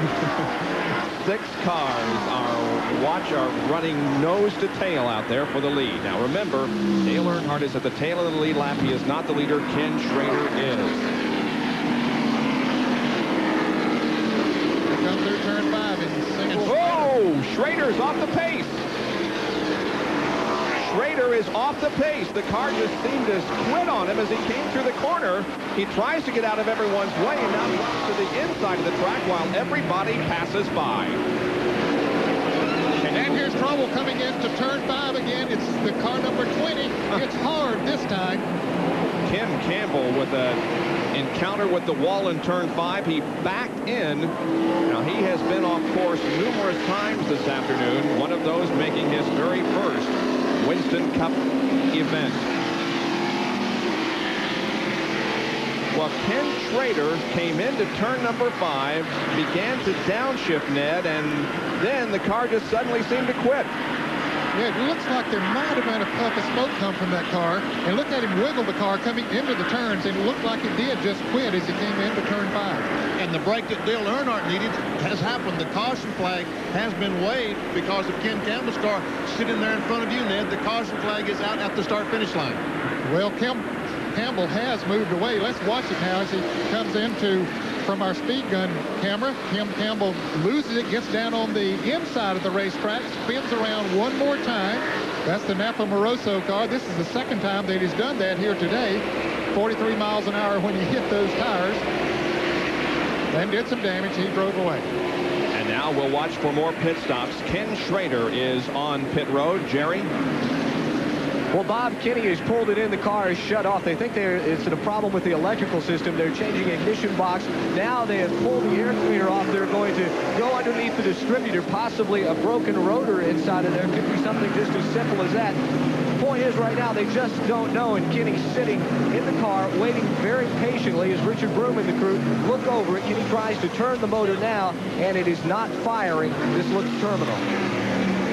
Thank you, John, for the report. That's Ken Schrader on pit road with an electrical problem, giving up the lead here at the Budweiser at the Glen. Now, we'll let the whole field go through here as you watch for your favorite driver and see where he is on the racetrack. Here comes Sterling Marlin down through here in the Maxwell Haas car. There goes the King coming out of turn number 1. The field behind the pace track, moving up through the S's here at Watkins Glen on the 68th out of 90 laps. We are in our 5th caution period of the day. We'll be back in just a moment.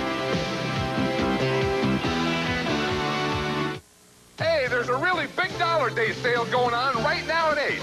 Yep, $1 buys any one of these Ace Best Buys. Over 2 dozen for just $1 a piece. Look for Ace really big Dollar Day circulars and come in today. Hey, Ace is the place. The company picnic's on today.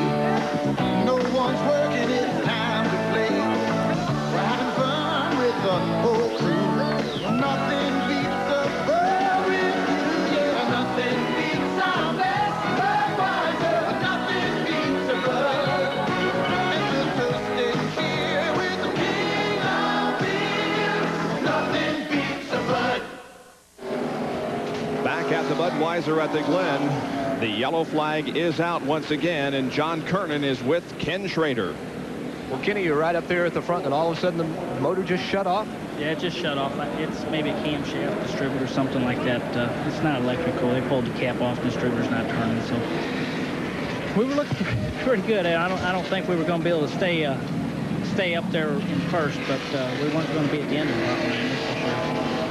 Well, last week, Kenny won an ARCA race out at Heartland Park in Topeka, Kansas. And, Kenny, you said that that really pumped you up heading into here, even though it's a different type of track, different type of car.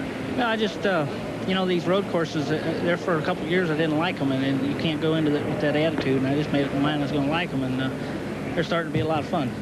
Well, Kenny, not having a lot of fun right now as the work continues. If they can get it back out, they will get it back out and run for some Winston Cup points, I'm sure. All right, Ken Schrader did pull off that very impressive victory at Heartland Park in Topeka last weekend, but things didn't go quite as well here at Watkins Glen. We are yellow because of this crash in turn 5 involving Kim Campbell. Well, he comes into turn 5. Looks like he locked the brakes, Bob, as he came into the turn, got it down on the inside, but then it spins all the way around again one more time before it backs into the wall here, the tire wall. He was able to drive the car away, however. Tore the car up pretty good as we see him going around, but no damage to the fence over here that they just replaced not too long ago. And you can see him shredding pieces off of that number 20 car as he headed for the pits. So Bob. Kim Campbell on pit road. Bob. Yes. Why did these cars not pit? Well, they don't need to because they give up track position, but Dale Earnhardt is in and Jerry Punch is there. Well, a break for Earnhardt because he's able to get that remain in the lead lap, I should say. They will change all 4 tires. There was a big discussion as to what they should do to the car. Remember, he had a toe-in problem after that little shunt up in turn 5 between he and Jet 9. They have not as yet adjusted the front of the car up in the toe-in area. They just changed all 4 tires, and they're going to give Earnhardt a chance just to hang on for these last laps and try to get the best finish he can. Yeah, he is in 18th position, the last car on the lead lap. So that pit stop really didn't cost him anything. That's why he came in. Let's take a look at the top 20 here with 70 laps completed. It's Irvin Martin, Allison Rudd, and Wallace running in the top 5. 6 through 10 include Dale Jarrett and Strickland, Waltrip Elliott, and Chad Little with a good run here this afternoon. Sterling Marlin is 11th. The King is in 12th position. Brett Bodine after a spin 13th. Then Rutman and Cope, and 16 through 20 here at the Budweiser with the Glen. John Paul Jr., Dorsey, Schrader, Earnhardt, Wilson, and Hillen. Back in just a moment.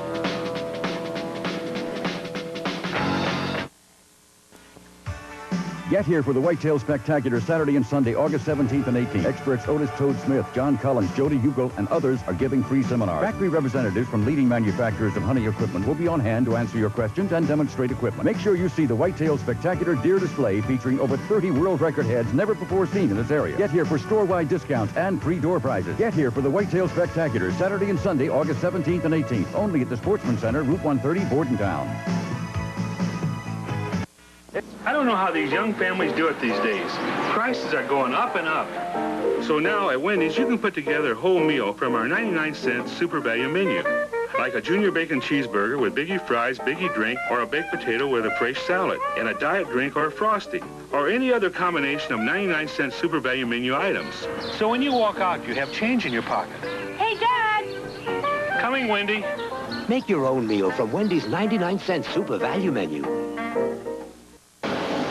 Just as you rejoin us, the green flag comes out to resume the Budweiser at the Glen, and Ernie Irvin leads him down, and Davey Allison looks to the inside of Mark Martin for second. But he falls back in behind Mark Martin, so I think the 2 best cars on the racetrack right now, the 4 and the 6, are nose to tail, and they're going to be able to settle this on the racetrack. No pit stops, anything else. They should be able to go the rest of the way. I think they can go the rest of the way. If they can, we'll find out which car will be better at the end of the race. And evidently they feel they can go the rest of the way, Benny, because they didn't take advantage of the caution they just had to make a pit stop. So they didn't want to give up that track position. So here we come now into turn 5. Everybody in single file. Dale Jarrett leading Hut Strickland through corner number 5. Inside his car now, showing you the Ford telemetry. Speed increasing on the upper right. Third gear. He runs third gear all the way down the back straightaway. Down shift to second gear. Now the GM telemetry from Dorsey Schrader's car. see he was in 4th gear down that straightaway where Dale Jarrett was in 3rd gear. He goes back to 3rd through this corner. Dale is in 2nd, I'm sorry. He and Dale Jarrett both are in 2nd gear through this corner. And again, back to Dale Jarrett. Back towards me in turn 1, down just from 3rd to 2nd. There's the green light goes down to 2nd. And Dale Earnhardt has been black flagged for jumping the start, so he will come in for a stop-and-go penalty. His pit is the very first one toward the first turn, and this will be just a stop. And to go. Yeah, but it looked like the NASCAR official didn't really want him to pull away that much, or that quickly. But now this is what he's being black flagged for. This is turn number 6. And the green flag waves out of turn number 7. And so the NASCAR officials caught that, and they brought him in for a stop and go. And Richard Childress is not happy about the situation at all. And neither is Kirk Shelmerdine, the crew chief, there in the back. Jerry? Apparently, they told Richard Childress that there would be a stop-and-go penalty for jumping the start. He told Earnhardt he wasn't happy about it. He realized those are the rules. Now, Earnhardt, as he came down pit road, apparently was clocked, according to NASCAR, at over 35 miles an hour. So they were going to hold him 15 seconds for too fast on pit road. That message did not get relayed to Dale Earnhardt, so he took off again. And now there's a discussion among NASCAR and the Earnhardt team about bringing Dale back down pit road to invoke the 15-second penalty here in the pit. A tough break and certainly a lot of heated tempers here in the Goodrich pit. We're watching the flag stand, which is just down from our broadcast booth as you watch the action on the racetrack. Ernie Irvan with now Mark Martin right on his back bumper, and Earnhardt comes in without receiving the black flag. So obviously he has had radio communication with Richard Childress, and Earnhardt comes down pit road. This time he is going quite slow as he comes down. But even so, Bob, he'll be able to make those 2 penalty stops and still stay in the lead lap. But that big advantage that he gained with the caution, that's sort of gone out the window for him now. And we might mention to the fans, they noticed on the restarts, every time here today, it's been a single file restart. That was announced in the drivers' meeting this morning, that's the way that it would be, regardless of whether you're left down or wherever. They said if you're in the back of the lane, anywhere really in the field as Earnhardt goes back out, that you do not pass the car until the green flag waves, but you could pass before you got to the start finish line. So Earnhardt now back in competition, remains the last car on the lead lap as the action on the racetrack. The battle for the lead is between Ernie Irvan and Mark Martin. Once again, for those of you tuning in hoping to watch tennis, stay with us because we will have highlights of that tennis match for you right after the conclusion of this race. Of course, the Trans Am race that was scheduled to follow the Winston Cup race, we broadcast this afternoon during our 2-hour red flag because of the crash up in turn number 5 that, again, we, with heavy hearts, inform you that J.D. McDuffie was killed in that crash earlier today. Jimmy Spencer has spun in turn 1, Benny. I don't think he spun. Evidently the car, like Kenny Schrader's, just quit. He drove it off the course. He's driven behind the wall. He did not spin to initiate all that getting off the racetrack. So the 98 Banquet Rosenkrantz car is off the racetrack. Mark Martin looking for the opportunity to get around Ernie Irvan as we have a battle between Chevy and Ford up front. Off of corner number 7, there's Davey Allison in 3rd. There's Rudd in 4th, and 5th is Rusty Wallace. And Wallace really came off that corner hard and got up on the rumble strips. He's trying hard, and I tell you, these 2 cars in front are so evenly matched. It's hard to tell. Mark Martin closed up right on the bumper. He punched on the bumper of this Chevrolet all the way around the racetrack, but you can see how hard he's trying to get position on Irvan, not allowing him to do that. 15 laps to go. Those tires heat up, Bob. They've been on there a little while now, but as we mentioned, the drivers chose not to come in to lose track position. But as they do, you're going to see them, especially when they come off the 7. They're going to slide up that mountain there. Looks very dramatic coming off there. Dale Jarrett is having an excellent run. He's running in 6th position. That's who we ride with right now, watching the information supplied by the Ford telemetry. Down to about 86 miles an hour through that corner, and then standing on the throttle that you see there on the lower right portion. Up to 8,500 RPM across that short shooting 3rd gear. Don't get much higher than that. Boy, I'll tell you what, that's as many RPM as you want to turn with 358 cubic inches. gets a little tough on those valve springs when you get much above that. But, you know, you're getting near the end of the race. He has Darrell Waltrip not too far behind him. You can see Rusty Wallace up there in front of him. So he says, hey, I got to run her as hard as I can. He stays in third gear down the front stretch here, now down to second as he goes into turn 1. And will upshift once again to 3, heading for turn 2. He is not very far at all behind the first 5 cars that are pretty much put together. And he dumps it in the 4th gear. Now he goes all the way down the back straightaway, letting the RPM build up and the speed build up. We can see him getting himself in position to downshift to 3rd gear and jump on the brakes right now, hard on the brakes. Well, they went up to 173 before he got under the brakes, so that's still a pretty good speed considering, you know, that the tires are a little heated up now and not getting off of turn 1 back there as fast, or turn 4 as fast as this does. And Dorsey Schrader is in 24th position. Let's watch his RPM. Dorsey Schrader's off the pace. Dorsey Schrader's off the pace. We have lost the link in the limit. There we go again.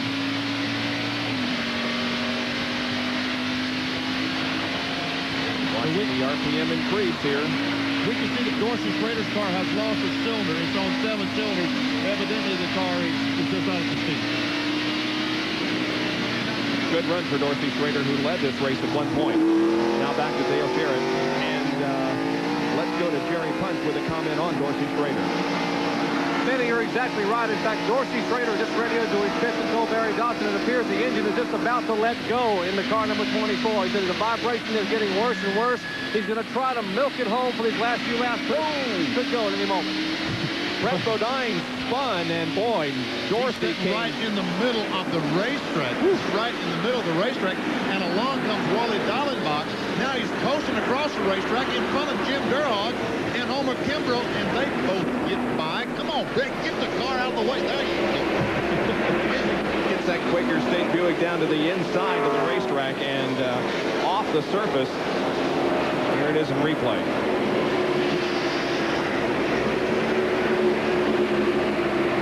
Sitting there sideways in the middle of turn number 1. Dallenbach off the course, and we were riding with Dorsey Schrader, and I thought he was going to nail Brett Bodine, but he didn't. He was able to maneuver past him. Now Brett has the car going once again, as here comes the leaders now. Ernie Irvan and Mark Martin. We see that the 90 car, Wally Dallenbach, has a left front tire a moment ago when he tried to dodge the 26 car. The left front tire was flat, and you can see he's down on the wheel now. Yeah, he's down on the rim. Coming around turn 5 here. He's keeping it down on the inside of the racetrack. I think that wheel just went right on out of harm's way up there as he started into turn 5. The leaders are coming into turn 5 here right now as we watch Wally Dallenbach, but everything seems to be okay. Yeah, unlike earlier when a shredded tire landed in the middle of the race course, Dallenbach shredded his and it went well off the racing surface, and so no yellow, at least for the moment. Dallenbach tries to make his way back toward the pits. Here comes Ernie Irvan and Mark Martin. First and second. Bobby Hamilton there in car number 68. Brett Bodine has pulled his Quaker State Buick off the track back here coming into turn 5, so he's completely out of the way, but he has got it completely off the track. 79 laps are completed. We have 11 to go here at the Budweiser at the Glen. It's a battle between Ernie Irvan and Mark Martin, and we'll resume our live coverage after this.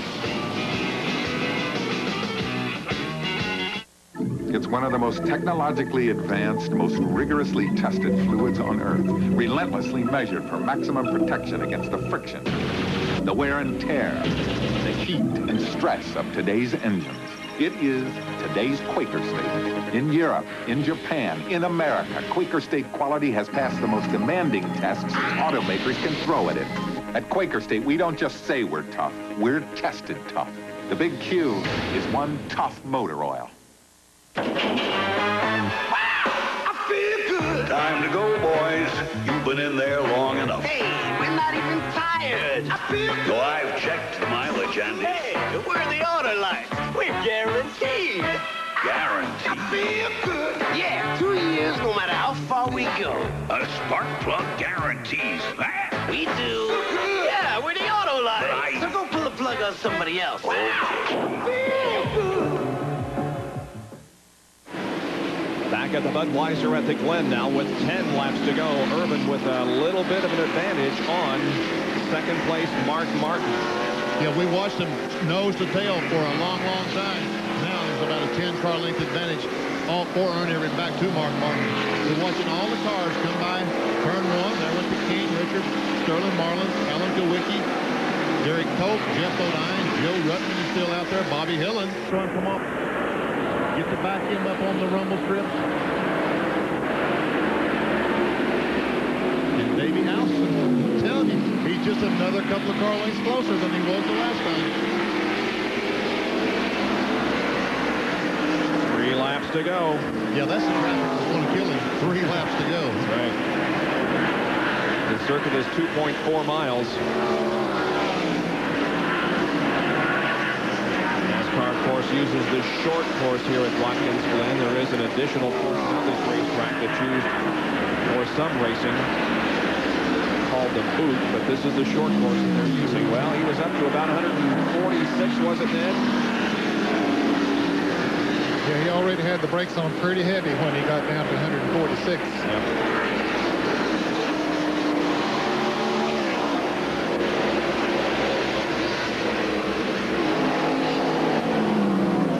Mark Martin is right on the back bumper, coming down for 2 laps to go.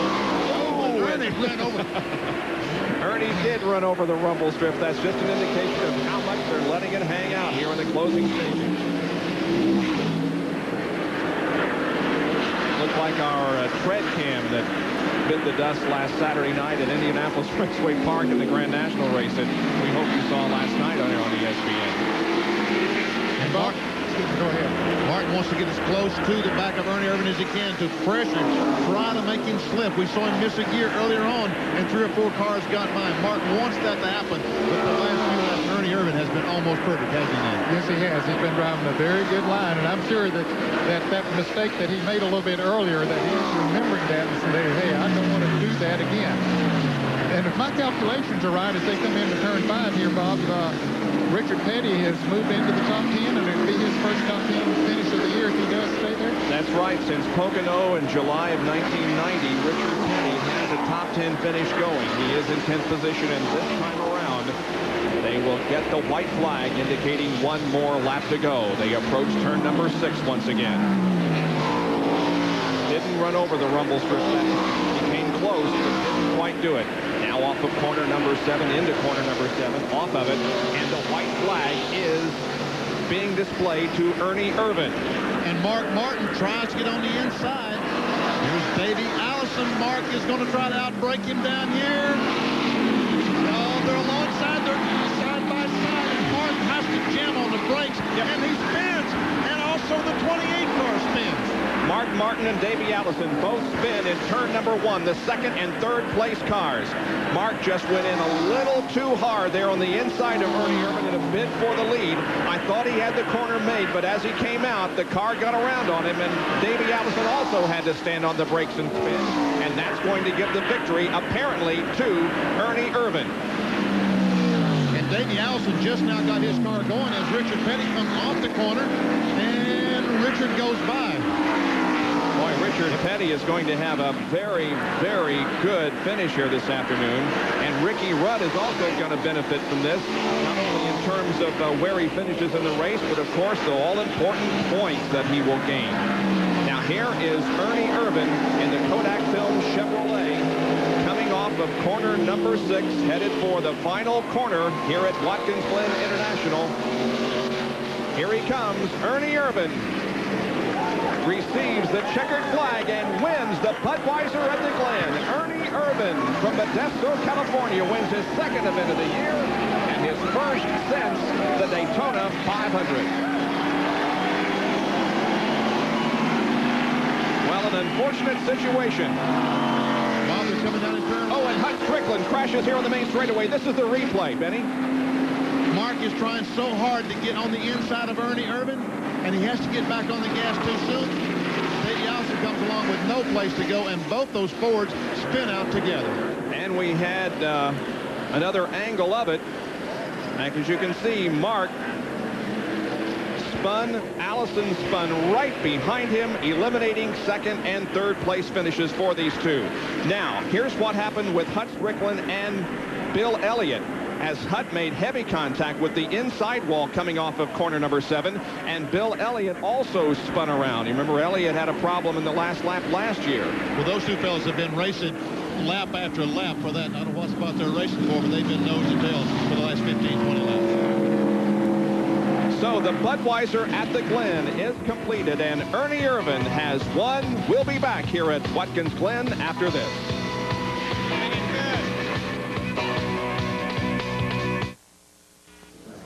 We want the best health coverage for our town, but we've got the...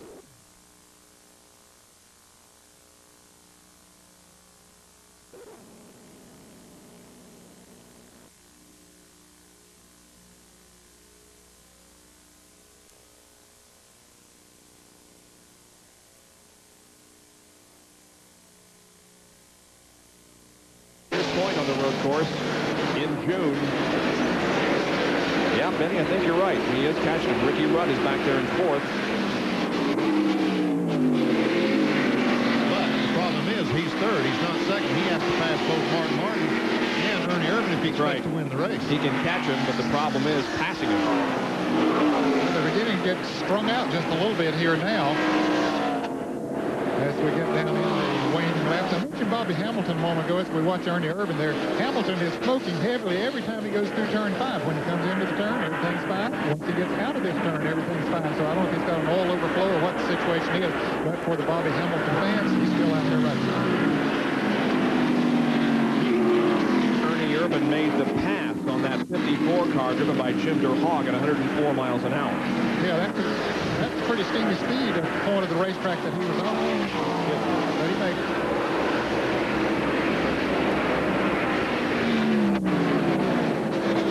Ernie Irvan turning laps just in excess of 118 miles an hour. And those guys are really hanging it out now in the final laps in those rumble strips at turn number 6. Yeah, we can watch them come off these corners and kick the back end out as they're trying desperately to get every mile an hour possible out of these cars. And Martin, once again, and falling back about 10 car lengths, has closed back up on the back bumper of Ernie Irvan. And Davey Allison looks to me like he's just another couple of car lengths closer, but we're running out of laps. 4 laps to go. And it's just a matter of car lengths now between 1st and 2nd, and not too far back to 3rd position. That's being occupied by Davey Allison. And fellas, as we get into these last 2 or 3 laps, we've been seeing them slide up on those ripple strips. Wait till you get to those last 2 laps and really watch them slide up on them. Mark Martin's best finish this year, 2nd